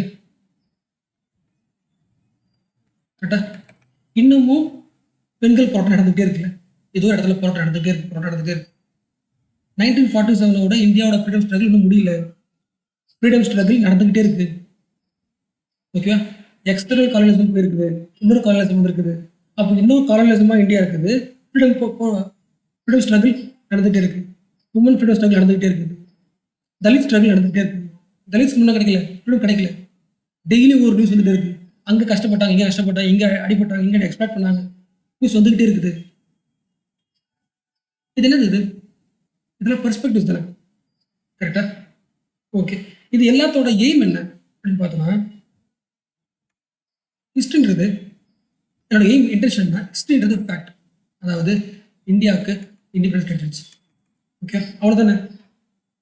அப்போ இந்த ஃபேக்ட்டுக்கு நிறைய ஆங்கிளில் பேசணும், நிறைய கலரில். ஒரு ஜம்பிள் சத்தியகிரகாவை ஃப்ரெஞ்ச் ரெவல்யூஷனில் டிஃப்ரெண்ட் வியூவில் பேசணும்ல. ஹீரோயிக்காக பேசணும், கரெக்டாக, ஸோ ஸ்ட்ரக்சரல் பேசணும். இந்த எல்லா பெர்ஸ்பெக்டிவ்ஸ் தரது யாரு? சோஷியாலஜி, கரெக்டாக. மார்க்சிஸ்ட் வியூவில் தருது, ஃபெமினிஸ்ட் வியூவில் தருது, நேஷனலிஸ்டிக் வியூவில் தருது, ஓகே. சப் ஆல்டர்னு சொல்லுவாங்க, subaltern perspective, orientalist perspective, nationalist perspective. இந்த மாதிரி நிறைய perspectives, Marxist perspective, feminist perspective, nationalist perspective, subaltern perspective, orientalist perspective. இந்த மாதிரி நிறைய பெர்ஸ்பெக்டிவ்ஸ் தான் ஹிஸ்ட்ரியை தாக்க பிடிச்சி வச்சுட்டு சொல்றாங்க, கரெக்டா? சம்பரஸ் தேர்கா, சால்ட் மார்ச் இந்த வருஷத்துல நடந்துச்சு அப்படின்னு ஒரு ஃபேக்ட் இருக்குல்ல, அந்த ஃபேக்ட் செத்து போச்சு, அந்த காலத்தில் இறந்து போச்சு. அந்த ஃபேக்ட்டுக்கு உயிர் கொடுத்தது, புதிய ஒரு வியூ கொடுத்து மறுபடியும் நம்ம படிக்கலாம்ல. அது எங்கே இருந்துச்சு? சோஷியாலஜி கொடுத்த வியூஸ்ல தான் வந்துச்சு, ஓகே. ஸோ சொல்ல போச்சுல, அப்போ ஹிஸ்ட்ரியில் இருக்கிறது எல்லா ஃபேக்ட்டுமே ஃபேக்டாகவே போயிடும். Fact does not speak it self. அப்போ அதை பேச வைக்கிறது யாரு? சோஷியாலஜி தான். சோஷியாலஜியில் ஒவ்வொரு ஹிஸ்டோரியனும் அந்த சோஷியாலஜியில் இருக்கிற பெர்ஸ்பெக்டிவ்ஸ் எடுத்துக்கிட்டு அந்த ஹிஸ்ட்ரி படித்தா மட்டும்தான் உங்களால் ஹிஸ்ட்ரி இறங்க முடியும். ஒரு உயிரை, ஒரு புதிய உயிரை உங்களால் பார்க்க முடியும். அப்போ டெட் சப்ஜெக்டை உயிர் தர்றது யாரு? Sociology, okay. ஒரு லைன் தருங்க, இன்னும் ஒரு லைன் எடுக்கிறேன். ஆல் these theoretical perspectives, மேலே பார்த்தோம்ல, nationalistic, orientalistic, subaltern view, all these theoretical perspectives are the gift given by sociology to history-னு எழுதலாம், இல்லைன்னா ஹிஸ்டாரிக்கல் ரைட்டிங்ஸ்னு எழுதலாம், கரெக்டா? இதான் இந்த ஒரு பாயிண்ட் புரிஞ்சுட்டா முடிஞ்சு போச்சு. ஹிஸ்டரிக்கும் சோஷியாலஜிக்கும் இதான் சம்பந்தம், ஓகே. இங்கே தியரட்டிக்கல் பெர்ஸ்பெக்டிவ்ஸ்லாம் மீனிங் புரியுதுல்ல, லாஸ்ட் ஸ்லைட்ல எழுதுனால நான், அதாவது nationalistic perspective, orientalist perspectives, colonialist perspectives, நிறைய பெர்ஸ்பெக்டிவ்ஸ் இருக்குல்ல. இந்த எல்லா perspectives the gift to given by sociology to historical writings. இதுக்கு மீனிங் தெரியல உங்களுக்கு, இதெல்லாம் நம்ம என்சைட் பிளே போட்டுருக்கோம். காலனியலிஸ்ட்னு அர்த்தம், இது ஒரு வியூ, கரெக்டா? அதாவது இந்தியாவோட அப்போ எக்ஸாம்பிள் வச்சுக்கலாம். இப்போ எக்ஸாம்பிளே அப்போ போடலாம், இந்தியா வச்சுக்கலாம். இந்தியாவோட ஹிஸ்ட்ரி எல்லாருக்குமே தெரியும், ஓகே. அந்த ஹிஸ்ட்ரியை இங்கே இருக்க ஒருத்தர் எழுதி பார்க்கலாமா? ஃபர்ஸ்ட் வந்து காலனியலிஸ்ட் வியூ, அதாவது ஒன் செகண்ட், ஓகே. அதாவது காலனியலிஸ்ட் வியூனா மோஸ்ட்லி இந்தியாவை பற்றி புக்ஸ் எழுதுறவங்க, வரலாறு ஹிஸ்ட்ரி படிக்கிறவங்க யாராக இருப்பாங்க? மோஸ்ட்லி ஃபாரினர்ஸ், முக்கியமாக British people. Example James mill, நான் இருக்குல்ல, ஜேம்ஸ் மில் இந்தியாவை பற்றி ஒரு 3 வால்யூம் புக் இருக்காரு. அப்போ இவனோட பெர்ஸ்பெக்டிவ்ஸ் என்ன எப்படி பார்ப்பாங்க? அதாவது இந்தியாவோட கல்ச்சர் இருக்குல்ல, அது ரொம்ப வேஸ்ட்டு, ஓகே. அப்போ இந்தியாவோட ஹிஸ்ட்ரி நாங்கள் அந்த கல்ச்சர் டெவலப் பண்ணுறதுக்கு காலனியலிஸ்ட் முக்கியம், காலனியார்கள் முக்கியம், பிரிட்டிஷ் பீப்புள் முக்கியம் அப்படின்னு எழுதுவாங்க. பெர்ஸ்பெக்டிவ், இந்தியாவோட ஹிஸ்ட்ரியே மாற்றி எழுதுற பெர்ஸ்பெக்டிவ். ஒரு 3 புக்கு இருக்குது, கரெக்டாக? எஸ், அதாவது இந்தியாவில் இது வரைக்கும் 3 ரூல் எடுத்தாங்க. ஒன்று வந்து ஹிந்து ரூல், முஸ்லீம் ரூல், இன்னொன்று பிரிட்டிஷ் ரூல். அதே மாதிரி தான் நான் வச்சுக்கணும், எல்லா காலனியலிஸ்ட்டும் இந்தியாவை வந்து கன்ஃபார்மாக அவங்க புக் எழுதும்போது, ஹிஸ்டாரிக்கல் பெர்ஸ்பெக்டிவ் எழுதும்போது கண்டிப்பாக திட்டி எழுதணும் அவசியம் கிடையாது. மோஸ்ட் ஆஃப் இனிஷியல் காலனியலிஸ்ட் எல்லாருக்குமே இந்தியாவோட கல்ச்சர் பெஸ்ட்டு. அப்போ அது வந்து அவங்கள மாற்றுறது நம்மளோட பர்டன், யாரோட பர்டன்? White men's Burton. நம்ம தான் அவங்களை காப்பாற்றணும். அந்த மாதிரி ஒரு ஹிஸ்ட்ரி ஒரு புக்கை உருவாக்கும். ஓகே, ஓரியன்டலிஸ்ட் கேள்விப்பட்டிருக்கீங்களா? சேம், அதே பிரிட்டிஷர்ஸ் தான், அதே ஃபாரின் பீப்புள் தான், அதாவது ஃபாரின் ஹிஸ்டாரியன்ஸ். பிரிட்டிஷ் பீப்புளே வச்சுக்கலாம், பிரிட்டிஷ் ஹிஸ்டாரியன்ஸ். ஆனால் அவங்க காலனியலிஸ்ட், அவங்க வந்து காலனியாலிஸ்ட் தான். ஆனால் அவங்களுக்கு வந்து இந்தியா மேலே கொஞ்சம் சாஃப்ட் காரம் இருக்கும். இந்தியன் கல்ச்சரை பிடிக்கும், இந்தியன் கல்ச்சர் நல்லதுன்னு சொல்லுவாங்க. ஓரியன்டலிஸ்ட் வியூ, இதெல்லாம் டிஃப்ரெண்ட் வியூஸ். ஒரே ஒரு ஹிஸ்ட்ரி தான், இந்தியாவோட ஹிஸ்ட்ரியை டிஃப்ரெண்ட் வியூவில் பார்க்கலாம். இந்தியாவோட கல்ச்சர் சரி கிடையாது, யார் வேணும்? வெஸ்டர்ன் பீப்புள் வேணும், பிரிட்டிஷ் வேணும் அவங்க காப்பாற்றுறது. James mill example. ஓகே, அதே அதே கைண்ட் ஆஃப் பீப்புள் தான், ஃபாரின் பீப்புள் தான். ஆனால் இந்தியாவோட கல்ச்சர் மேலே ஒரு சாஃப்ட் கார்னர் இருக்குது. எக்ஸாம்பிள் வில்லியம் ஜேம்ஸ், நிறைய பேர் இருக்காங்க. மேக்ஸ் முல்லர், அவங்களாம் ஓரியன்டலிஸ்ட். மேக்ஸ் முல்லர், கரெக்டா? அவங்க தான் என்ன பண்ணுறாங்க? இந்த வில்லியம் ஜோன்ஸ் வந்து என்ன வைக்கிறாங்க? ஏஷியாட்டிக் சொசைட்டி உருவாக்குறாங்க, இந்தியாவோட கல்ச்சரை வந்து ப்ரைடாக படிக்கிறதுக்கு. ஓகே, நேஷனலிஸ்டிக் எப்படி இருக்கும்? Example Nehru, the discovery of India, ஒரு புக்கு பேர் டிஸ்கவரி ஆஃப் இந்தியா. கம்ப்ளீட்டாக ப்ரைடாக பேசுவார். இந்தியாவை பற்றி பயங்கர பெருமையாக பேசுவார். அதாவது இந்தியாவோட சிவிலைசேஷன் அப்போ எப்படி இருந்தது, வேற லெவலில் இருக்குல்ல. அப்புறம் அக்பரோட ரூல் எப்படி இருக்குது, பயங்கரமாக இருக்குது. நமக்கு பயங்கரமான ஒரு நேஷனல் கல்ச்சர் இருக்குது, கல்ச்சரை ப்ரைடாக பேசுகிறாங்க. இதெல்லாம் டிஃப்ரெண்ட் பெர்ஸ்பெக்டிவ்ஸ். இன்னொரு பிரச்சனை சொன்னல, அதாவது வந்து சப் ஆல்டர்ன் பெர்ஸ்பெக்டிவ்ஸ். நம்ம ஏன் இதெல்லாம் படிக்கிறது அவங்களுக்கு? முதல்ல நம்மளோட எய்ம் வந்து ஹிஸ்டரியையும் கம்பேர் பண்ணுறோம். ஹிஸ்டரிக்கு எப்படி உயிர் தரும் நம்ம டிஃப்ரெண்ட் பெர்ஸ்பெக்டிவ்ஸில். அப்போ அதை பார்க்கும்போது நிறைய தியரிஸ் இருக்குது. ஓகே, இதெல்லாம் some example of theories. Colonialistic theory, colonialistic view, orientalistic view, nationalistic view. நான் சொல்லுவேன். For example, we are buying iPhone, அதை வந்து காலனியலிஸ்டிக் வியூவில் எழுதுங்க. இந்தியாவில் வந்து டெக்னாலஜி டெவலப் நடக்காது, வெஸ்டர்னில் இருந்தால் வாங்கி ஆகும். அந்த மாதிரி ஓரியன்டலிஸ்ட் வியூ, இந்தியாவோட கல்ச்சருக்குள்ளே சயின்டிஃபிக் டெம்பர் இருக்குது, இது யூஸ் பண்ணலாம், அப்படி யோசிக்கலாம். நேஷனலிஸ்டிக் ஃபீலிங், இந்தியாவோட கல்ச்சர் ப்ரைடாக பேசுறது. சப்பால்டர்னா, நான் லாஸ்ட் 2 minutes சொன்னது ரெக்கார்ட் ஆச்சு, டவுட்டாக இருக்குது. இன்னொரு தான் சொல்லிடுறேன். ஓகே, இந்த ஹிஸ்ட்ரியை ஒன் செகண்ட் என்னாச்சு. Okay, one second. இந்த ஹிஸ்ட்ரியை வந்து டிஃப்ரெண்ட் பெர்ஸ்பெக்டிவ்ல பார்க்கலாம். எக்ஸாம்பிள் காலனியலிஸ்டிக் பெர்ஸ்பெக்டிவ்ல பார்க்கலாம். அதாவது இப்போ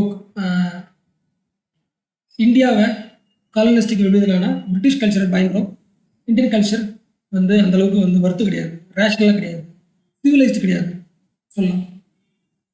ஓகே, அதே இந்தியன் ஹிஸ்ட்ரியை நேஷனலிஸ்டிக்காக எழுதணும். நேரு மாதிரி ப்ரைட் ஆஃப் இந்தியான்னு எழுதணும். ஓரியன்டலிஸ்டிக்காக எழுதணும். ஓரியன்டலிஸ்டிக் யார் எழுதுவா? எப்படி காலனியலிஸ்டிக் ஹிஸ்ட்ரியை வந்து எப்படி பிரிட்டிஷ் பீப்புள் எழுதுனாங்களோ, பிரிட்டிஷ் ஹிஸ்டாரியன்ஸ் எழுதினாங்களோ, ஓரியன்டலிஸ்டிக் ஹிஸ்ட்ரி எழுதுறது மோஸ்ட்லி யாரும் பிரிட்டிஷ் பீப்புள் தான். ஆனால் they have soft corner with history. இதெல்லாம் சொல்லி நினைக்கிறேன், ரெக்கார்ட் ஆகிருக்கும், பட் இருந்தாலும் சொல்லிட்டு. அதே மாதிரி சப்பால்டன் பெர்ஸ்பெக்டிவ் இருக்குது. இது உங்களுக்கு ஆல்ரெடி தெரியும். இது ஒரு பெர்ஸ்பெக்டிவ் டு ஹிஸ்ட்ரி. அதாவது நான் ஃபர்ஸ்ட் அதுக்கு முன்னாடி நான் சில பேர் சொல்கிறேன், ஏன்னா உங்களுக்கு தெரிஞ்ச பேரை சொல்கிறேன். இது கேள்விப்பட்டிருக்கீங்களா? அருந்ததி ராய். அப்புறம் சாரி, இது எல்கே, இது முல்க்ராஜ் ஆனந்த். நிறைய பேர் இருக்காங்க. அருந்ததி ராய், முல்க்ராஜ் ஆனந்த், இர்ஃபான் ஹபீப், ரஞ்சித் ஹாவே நினைக்கிறேன். அப்புறம் வந்து ஷஹீத் அமீன் நினைக்கிறேன். ஷஹீத் அமீன் நிறைய பேர் இருக்காங்க. ஓகே, இவங்களோட வேலை என்னன்னா, they will challenge the main stream history. நீங்கள் வழக்கமாக புக்கில் பார்க்குறீங்களா ஒரு ஹிஸ்ட்ரி, கரெக்டாக? அந்த ஹிஸ்ட்ரியை சேலஞ்ச் பண்ணுவாங்க. எக்ஸாம்பிள் முல்க்ராஜ் ஆனந்த். இங்கே இருக்கிற நான் சொல்கிற ஒவ்வொரு ஸ்காலருக்கு என்ன பண்ணுவாங்கன்னா, ஒரு சர்டைன் பீப்புள் பற்றி பேசுவாங்க. அதாவது சர்டைன் அப்ரெஸ்ட் செக்ஷன் பற்றி பேசுவாங்க.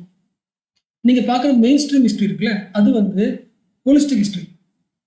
அந்த ஹிஸ்ட்ரியில் அப்ரோசிங் வாய்ஸ் இதெல்லாம் கேட்காது. ஓகே, அதாவது நீங்க காந்தியோட ஹிஸ்ட்ரி படிக்கிறீங்களா மாடர்ன் இந்தியாவில், ஆனால் காந்தியை வந்து ட்ரைபல்ஸ் எப்படி பார்த்தாங்கன்னு என்ன படிச்சிருக்கீங்களா? ட்ரைபல்ஸ் காந்தி எப்படி எடுத்துக்கிட்டாங்க? ட்ரைபல்ஸுக்கும் காந்தி மகாத்மாவா? தலித்ஸுக்கு மகாத்மாவா காந்தி? எல்லாருக்கும் மகாத்மா இல்லை அம்பேத்கர் மகாத்மாவா? ஸோ முல்க் ஆனந்த் எதை பற்றி பேசுகிறாருன்னா தலித் பர்ஸ்பெக்டிவ் பற்றி பேசுவார். ஃபார் எக்ஸாம்பிள் புரிச்சுல, அவர் சப்பால்டர்னா யாரெல்லாம் மோஸ்ட் அப்ரோசிவ் வாய்ஸ் உமனை பற்றி உமனோட வாய்ஸாக பேசுவாங்க, ஹிஸ்ட்ரி பார்ப்பாங்க. அது ஒரு சப்பால்டன் படிப்பு.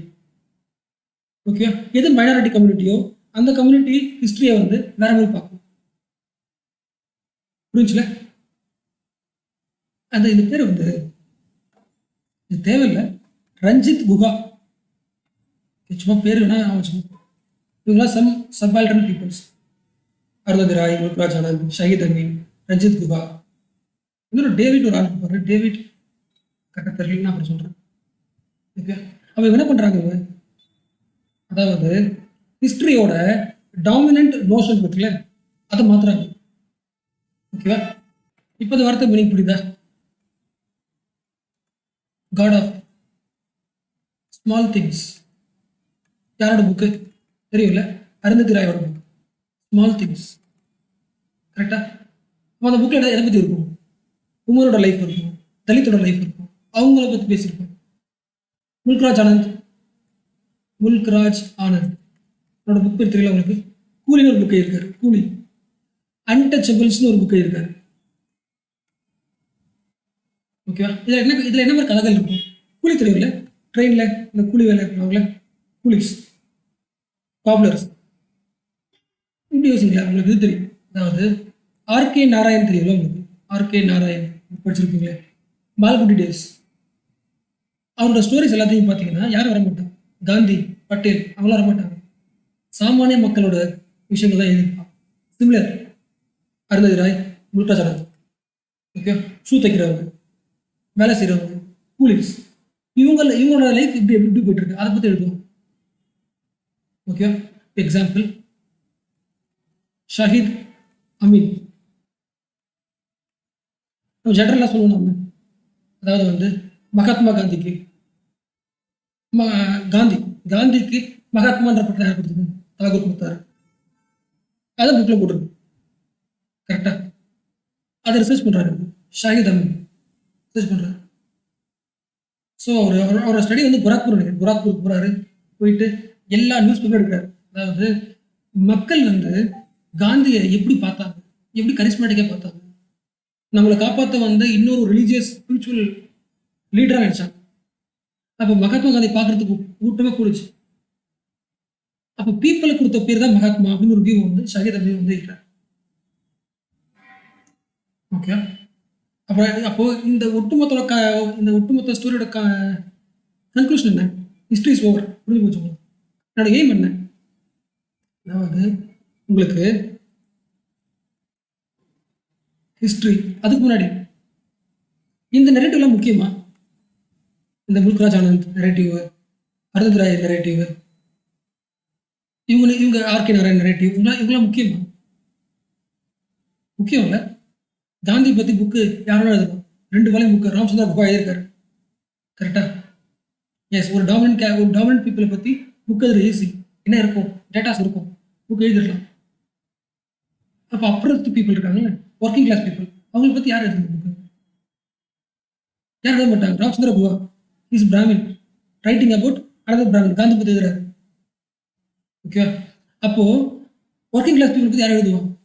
அங்கிருந்து யாராவது படிச்சுட்டு வந்து ஸ்காலர் ஆகி ஆனால் மட்டும்தான் எழுத முடியும். கரெக்டா? அப்போ நீங்க பார்க்கறது வந்து dominant history narratives, dominant history, main stream history. இவங்க சொல்றது ஹிஸ்ட்ரி எது உண்மை? அதான் கொஸ்டின். நீங்க என்ன நம்புறீங்கன்னா ஹிஸ்ட்ரின்றது ஃபேக்ட்னு சொல்றீங்க. எதுவுமே ஃபேக்ட் கிடையாது.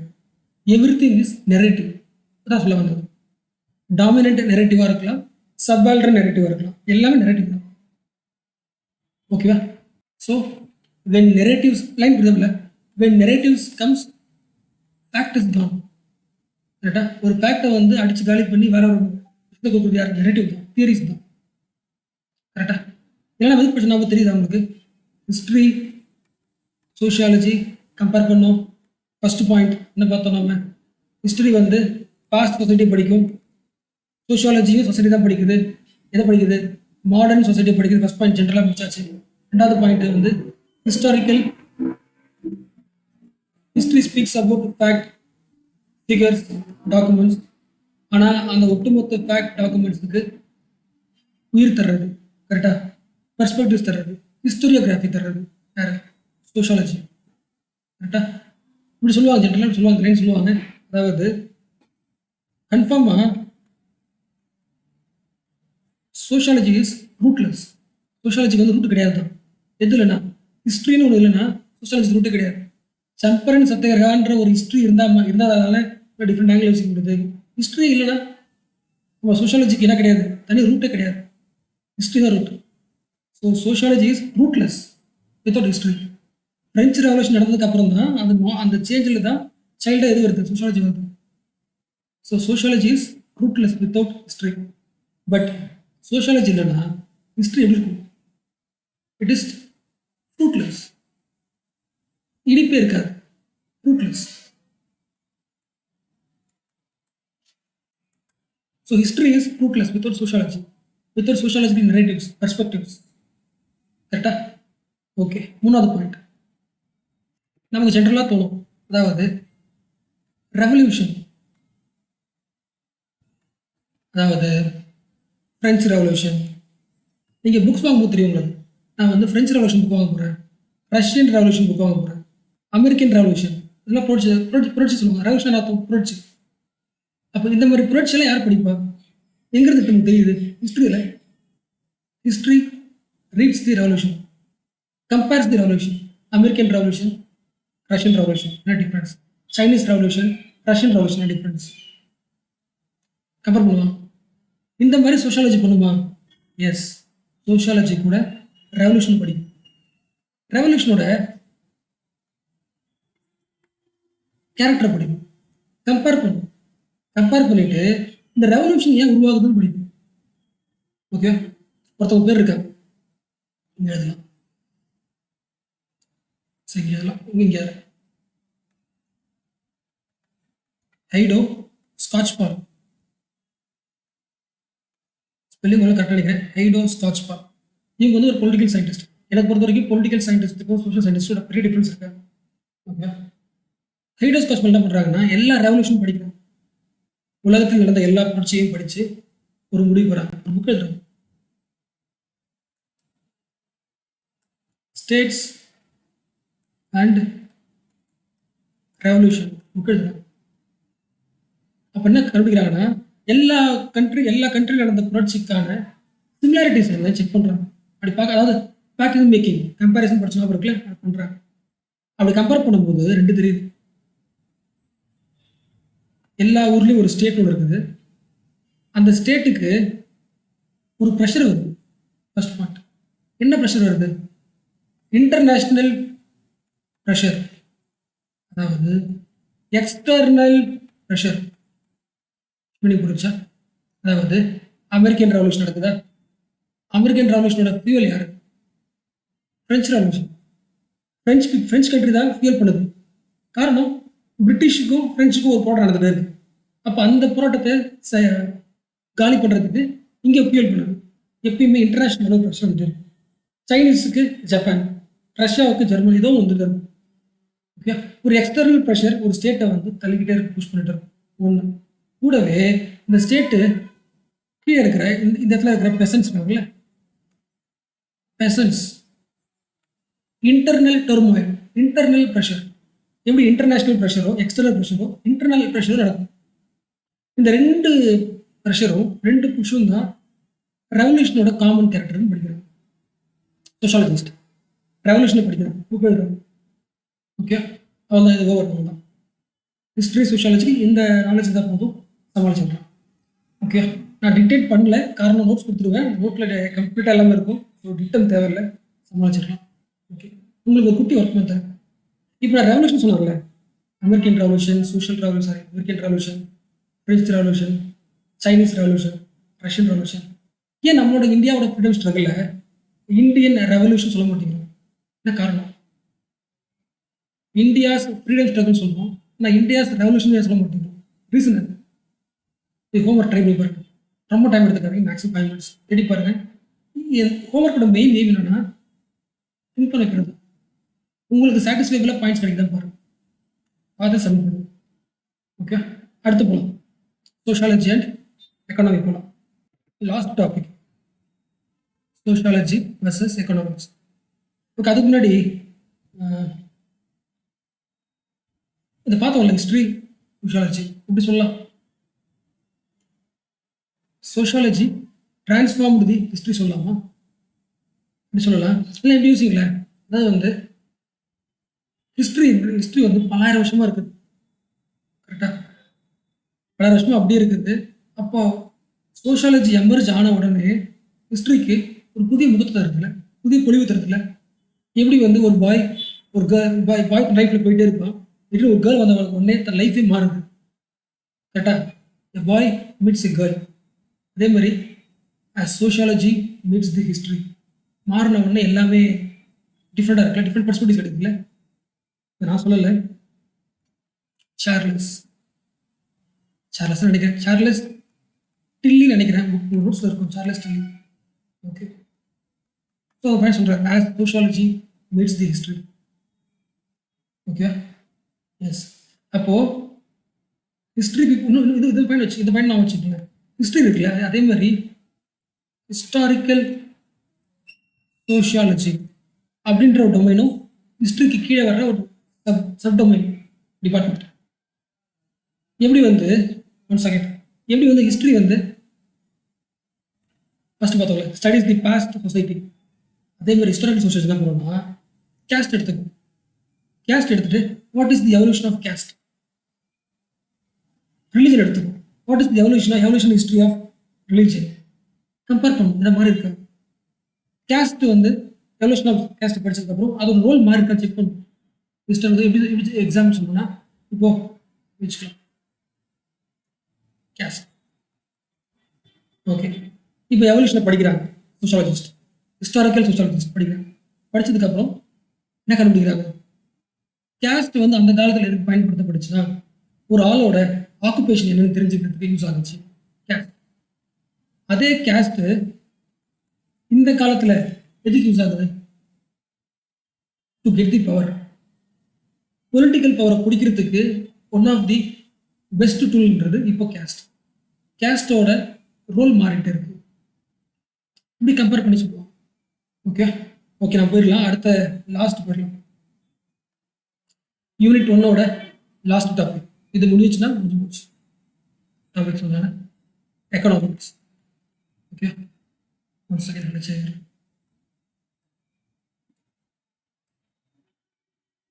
எக்கனாமி வர்சஸ் சோஷியாலஜி இதை முடிச்சா முடிஞ்சு போச்சு. Unit 1 completely over. ஓகே, நம்ம ஒர்க்கம் சொல்லுவாங்களே, எக்கனாமி முடிச்சுக்கலாம். எக்கனாமி இருக்கு, சொசைட்டி இருக்கு. ஜென்ரலாக கேட்குறோம், economy is the part of the society. கேட்டால் நம்ம என்ன சொல்லுவோம்? ஆமாம் இல்லை, சொசைட்டிக்கு தேவை ஒரு எக்கனாமி தேவை. எக்கனாமி தான் எக்கனாமி வந்து சொசைட்டிக்குள்ள ஒரு பார்ட்டு தானே. கரெக்டா? Example, heart is the part of our body. True of true தானே. பாடிக்குள்ளே ஒன்று தானே எக்கனாமி, பாடிக்குள்ளே ஒன்று தானே ஹார்ட்டு. இப்படிலாம் சொல்லிடலாம்ல, ஆனால் அப்படி சிம்பிளாக ஒத்துக்க மாட்டாங்க எக்கனாமிஸ்ட். நான் சொல்கிறது எல்லாமே கன்வென்ஷனல் கிளாசிக்கல் எக்கனாமிஸ்ட் அவங்க சொல்லுங்க. ஓகே, அவங்க என்ன சொல்கிறாங்கன்னா, அப்படிலாம் கிடையாது. எக்கனாமி மார்க்கெட் அது வந்து it is the separate entity. நான் என்டிட்டின்றது சும்மா நான் போடுறேன், அந்த வார்த்தை நீங்கள் எதுக்கு உங்களுக்கு நான் பேசுகிற லாஜிக் தான் புரிஞ்சுக்கணும், வார்த்தை முக்கியம் கிடையாது. செப்பரேட் என்டிட்டி அப்படிலாம் தேவை சொல்லு. Separate institution, separate organ. Okay, so வார்த்தை முக்கியம், காரணம் தான் முக்கியம். ஏன் அப்படி சொல்கிறாங்க? Because it is the self regulator. கரெக்டா? அதை போய் நம்ம டிஸ்டர்ப் பண்ண அவசியம் கிடையாது. அதுவாக இப்போ எக்ஸாம்பிள், இப்போ திடீர்னு எனக்கு வந்து நாளைக்கு வந்து 1+6 மேலே ஆசை வச்சுக்கலாம். ஓகே, ஆனால் மார்க்கெட்டில் 1+6 இல்லை, பழைய மாடல் இல்லை. நிறைய பேருக்கு டிமாண்ட் ஆசைப்படுது. ஆட்டோமேட்டிக்காக என்ன பண்ணுவாங்க, 1+6 உருவாக்குறதுக்கு ஒரு மார்க்கெட் உருவாகும், விலை அதிகமாகும், பிளாக் மார்க்கெட் உருவாகும். கரெக்டாக அதிகமான சப்ளை வந்ததுக்கப்புறம் சரியாக போயிடும். ஒரு PlayStation 5 தேவை ஆசைப்படுறேன், அப்போ அதுக்கு விலை அதிகமாகும், நிறைய சப்ளை ஆனதுக்கப்புறம் சரியாக போயிடும். செல்ஃப் ரெகுலேஷன், அது ஒரு உலகம், அது ஒரு வேர்ல்டாக மாறிட்டு இருக்குது எக்கானமி. அது அது அப்போ செல்ஃப் ரெகுலேட்டட். அப்போது சொசைட்டியில் இருந்து அது ஆயிடுச்சுன்னா வெளியே வந்துருச்சு. டிஸ்எம்பர்ட் சொல்லுவாங்களே, டிஸ்எம்பர்டட் சொல்லுவாங்க. சொசைட்டி அதுக்குள்ளே எம்பர்ட் ஆகிருந்த எக்கானமி வெளியே வந்துருச்சு, டிஸ்எம்பர் கனெக்ட் ஆகல, அதுவே தனியாக இயங்கிக்கு. இது ஒரு வியூ, ஃபர்ஸ்ட் பாயிண்ட், எக்கானமி யோசிக்கிற ஃபர்ஸ்ட் பாயிண்ட். ஆனால் சோஷியாலஜி அப்படி ஒத்துக்காது. ஸோ என்ன பண்ணாது, இந்த வியூவில் பார்க்காது. ஓகேவா? சோஷியாலஜி பொறுத்த வரைக்கும் சொசைட்டிக்குள்ள நீ சொல்றது வந்து ஓகே தான், எக்கனாமி வந்து பயங்கரமான என்டிட்டி சொல்ற, ஓகே. ஆனால் செப்பரேட்லாம் கிடையாது. சொசைட்டிக்குள்ள சொசைட்டியோட பெரிய ஆர்கன் வச்சுக்கலாம், ரொம்ப பெரிய ஆர்கன் எக்கனாமி வச்சுக்கலாம், மார்க்கெட் வச்சுக்கலாம், தவிர தனியாலாம் கிடையாது. ஏன்னா எக்கனாமியை வந்து economy is controlled by or influenced by or drived by political and social forces. புரிஞ்சுல? எஸ். அதாவது சிம்பிளாக சொல்ல நமக்கு தெரியுது. எக்ஸாம்பிள்லாம் இப்போ வந்து கோவிட் டைம் வச்சுக்கலாம், கொரோனா டைம் வச்சுக்கலாம். கொரோனா டைமில் மார்க்கெட்டே செயல்படல, க்ளோஸ் பண்ணிட்டாங்களே. யார் க்ளோஸ் பண்ணது? Political structure. சிம்பிள். அதுக்கப்புறம் மார்க்கெட்டில் வரல, அது அதிகமாகிடும், விடலை. கவர்மெண்ட் உள்ள வந்து ஒரு ஸ்கீம் போடுது, பிரைம் மினிஸ்டர் ஸ்கீம் வருது, கரெக்டாக வேலை கரெக்டாக கொண்டு போகிறதுக்கு வெல்ஃபேர் ஸ்கீம் பண்ணுறது. அப்போ சோஷியல் இன்ஸ்டிடியூஷனோ பொலிட்டிக்கல் இன்ஸ்டிடியூஷனோ ஆட்டோமேட்டிக்காக இன்ஃப்ளூயன்ஸ் பண்ணும் எக்கானமி, தனியெல்லாம் கிடையாது அப்படின்னு சோஷியாலஜிக்கல் சொல்லுவோம். ஓகேவா? அப்போ இந்த ரெண்டு ஃபோர்ஸும் அதில் இன்ஃப்ளூயன்ஸ் ஆகும்போது கண்டிப்பாக சோஷியாலஜி படிச்சு தான் ஆகணும். சோஷியல் இம்பேக்ட் எக்கனாமி மேலே இருக்கும்போது கண்டிப்பாக சோஷியாலஜியை படிச்சு தான் ஆகணும். புரிஞ்சுல? எஸ். இப்போ எக்ஸாம்பிள் உங்களுக்கு இல்லை, 2008 சப் பிரைம் கிரைசிஸ், எக்கனாமிக் கிரைசிஸ்ல இது கிரைசிஸ். எஸ். அதாவது மார்க்கெட்டை ஃப்ரீயாக விட்டா கண்டிப்பாக கொலாப்ஸ் ஆகும், அது செப்பரேட் என்டிட்டி கிடையாது அப்படின்னு சொன்ன டேட் இயர் இது 2008. இந்த இயருக்கு அப்புறம் எல்லாருமே ஒரு காஷன் ஆகிட்டாங்க. கண்டிப்பாக கவர்மெண்ட் வந்து அடிக்கடி உள்ளே வந்து என்ன பண்ணணும், சொசைட்டியை எக்கனாமியை கண்ட்ரோல் வச்சுக்கணும், இன்டர்ஃபியர் பண்ணணும்னு கொண்டு வராங்க. கரெக்டாக? அந்த இன்டர்ஃபியரன்ஸ் எதை பொறுத்து இருக்கும்? சொசைட்டி பொறுத்து இருக்கும். அப்போ சொசைட்டியோட இன்ஃப்ளூயன்ஸ் ஆட்டோமேட்டிக்காக எக்கனாமியில் இருக்கிறதால ஆட்டோமேட்டிக்காக சோஷியாலஜி அந்த இம்பேக்ட் படிக்கும். ஓகேவா?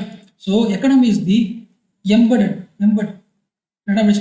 Economy is embedded in society சொல்லலாமா? First point over. அடுத்து செகண்ட் பாயிண்ட் எக்கனாமி வந்து ஒரு ஹியூமன் பீயிங் எப்படி பார்க்கணும்னா, ஹோமோ எக்கனாமிக்கஸாக பார்க்கும். அப்படின்னா அதாவது ஹியூமன் இருக்காங்க, அவன் வந்து செல்ஃப் சென்ட்ரிக், அதாவது ஹீஸ் யூட்டிலிட்டேரியன்,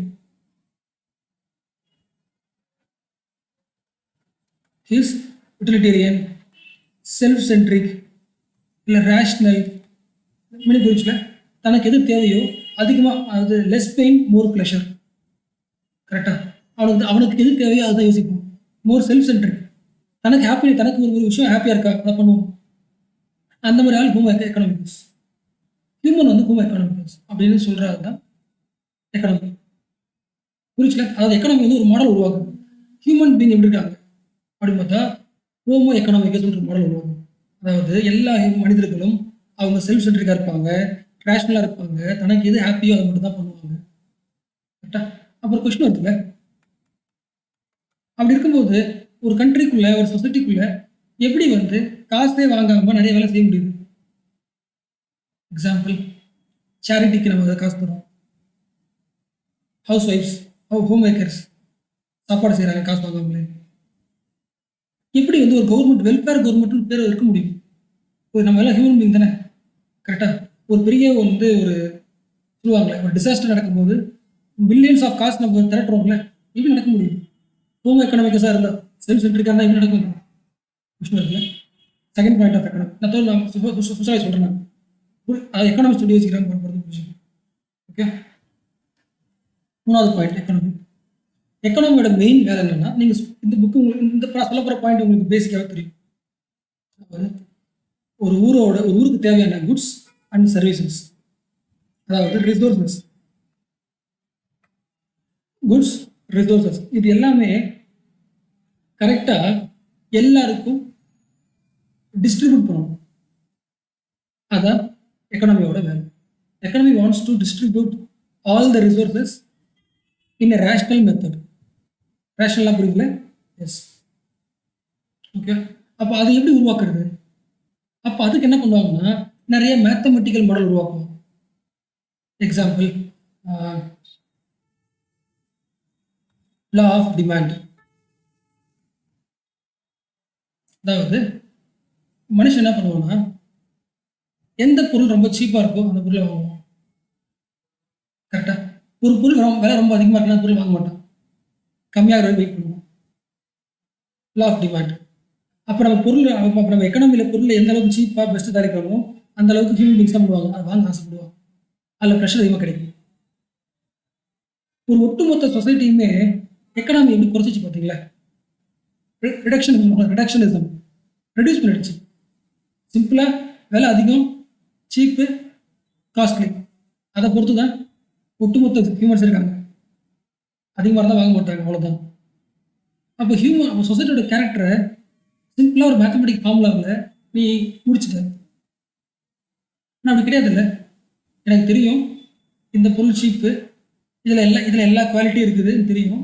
பட் அதை விட்டுட்டு நான் எந்த குட்ஸ் வந்து பார்க்க ஃபேன்சியாக இருக்கும், எது எனக்கு பேர் தருது, எது எனக்கு ரெக்கக்னேஷன் கிடைக்குதோ அந்த பொருள் நான் வாங்குறேன்ல. அப்போ லா ஆஃப் டிமாண்ட் அங்கே ஃபெயிலியர் ஆகிடுச்சு. அந்த குட்ஸுக்கு பேர் எனக்கு தெரியும், நான் எழுதுறேன், அழைச்சிட்டு இருக்கேன். வெப்லைன் சொல்லுவாங்க, வெப்லைன் குட்ஸ்னு சொல்லுவாங்க. காரணம் வந்து வெப்லைன் வந்து ஒரு எக்கனாமிஸ்ட், அவர் சோஷியாலஜி சொல்லலாம், ஏன்னா அவர் புக் எழுதியிருக்காரு. புக்கே இல்லை. ஸோ சில குட்ஸ் இருக்குது, ஸ்டேட்டஸ் குட்ஸ், அது காஸ்ட்லி அதிகமாக இருந்தாலும் வாங்குவாங்கல்ல. அப்போ அது காரணம் என்னது? அவங்களுக்கு தெரியும் வெப்லைன் குட்ஸ் வாங்கும்போது தே ஆர் ஹைலி கான்ஷியஸ். அவங்களுக்கு தெரியும் இது வேலை அதிகம் தெரியும், ஆனால் வாங்குறேன். கரெக்டா? அப்போ அதில் ஏதோ வேற ஒன்று இருக்குல்ல, ஸ்டேட்டஸ் எடுத்து வச்சுக்கலாம்ல. அப்போ அந்த மாதிரி கன்சப்ஷன் பெரிய கிளாஸ் ஃபர்ஸ்ட் கிளாஸ் போயிருக்கிறேன், கான்ஸ்டிபியூஷியஸ் கன்சப்ஷன் சொல்லியிருக்கேன். கரெக்டாக ஒரு காஃபி சொல்லியிருந்த நம்பர் இருக்குல்ல. எஸ், கரெக்டாக. அப்போ நீ எக்கனாமிஸ்ட் நீ என்ன சொல்கிறேன்னா, ஹியூமன் பீயிங் ஆர் மணி சேசிங் பீப்புள், ரேஷனல் பீப்புள் இதெல்லாம் சொல்கிற. இங்கே எங்கே ரேஷனாலிட்டி வருது? இதுவும் ரேஷனாலிட்டி தான், ஸ்டேட்டஸை பார்க்குறாங்க. ஆனால் ஸ்டேட்டஸ் தான் என்ன, அது எப்படி இருக்கும் அப்படின்னா நீங்கள் அதுக்கு நீங்கள் மாடல் ரெடி பண்ணல. நீங்கள் பாவர்ட்டி ரேட்டு, இவ்வளோ காசு இருந்தால் பாவர்ட்டி, இதுக்கு மேலே இருந்தால் பாவர்ட்டி கிடையாது, இது மட்டும் ரெடி பண்ணுறீங்க. இங்கே ஹியூமன் பீங்ஸோட கேரக்டர் புரியல. அப்போது ஹியூமன் பீங்ஸோட ரேஷனல் எப்படி இருக்குது? சொசைட்டிக்கு ஏற்ற ரேஷனல் தானே இருக்குது, எக்கனாமிக்கு ஏற்ற ரேஷனலாக இருக்குது. விலை அதிகம் கம்மியாக இருக்குது, சொசைட்டிக்கு ஏற்ற ரேஷனல் தெரியுது மக்களுக்கு. கரெக்டா? Bounded rational.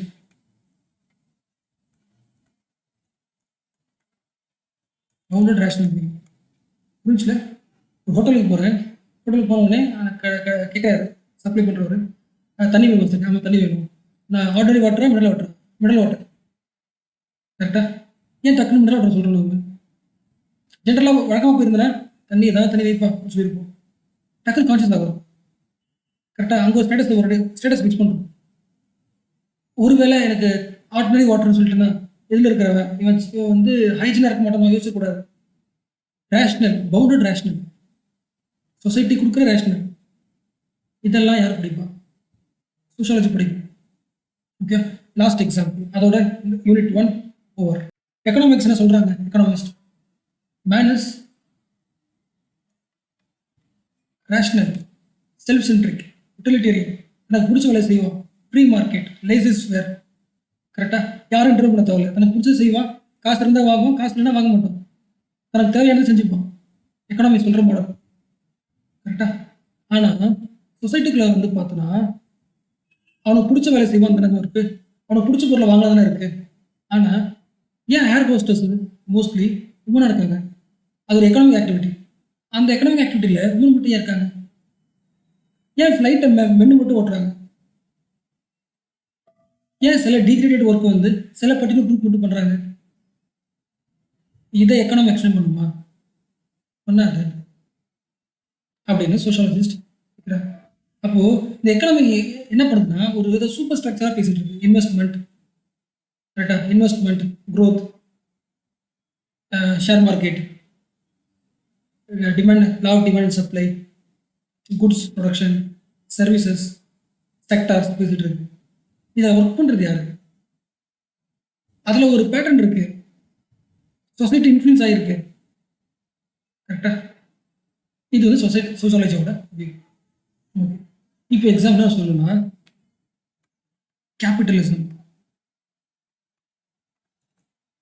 கேபிட்டலிசத்தோட ஆரிஜின் என்ன அப்படின்னு நாம எக்கனாமிஸ்ட் கிட்ட கேட்டால் என்ன சொல்லுவாங்க?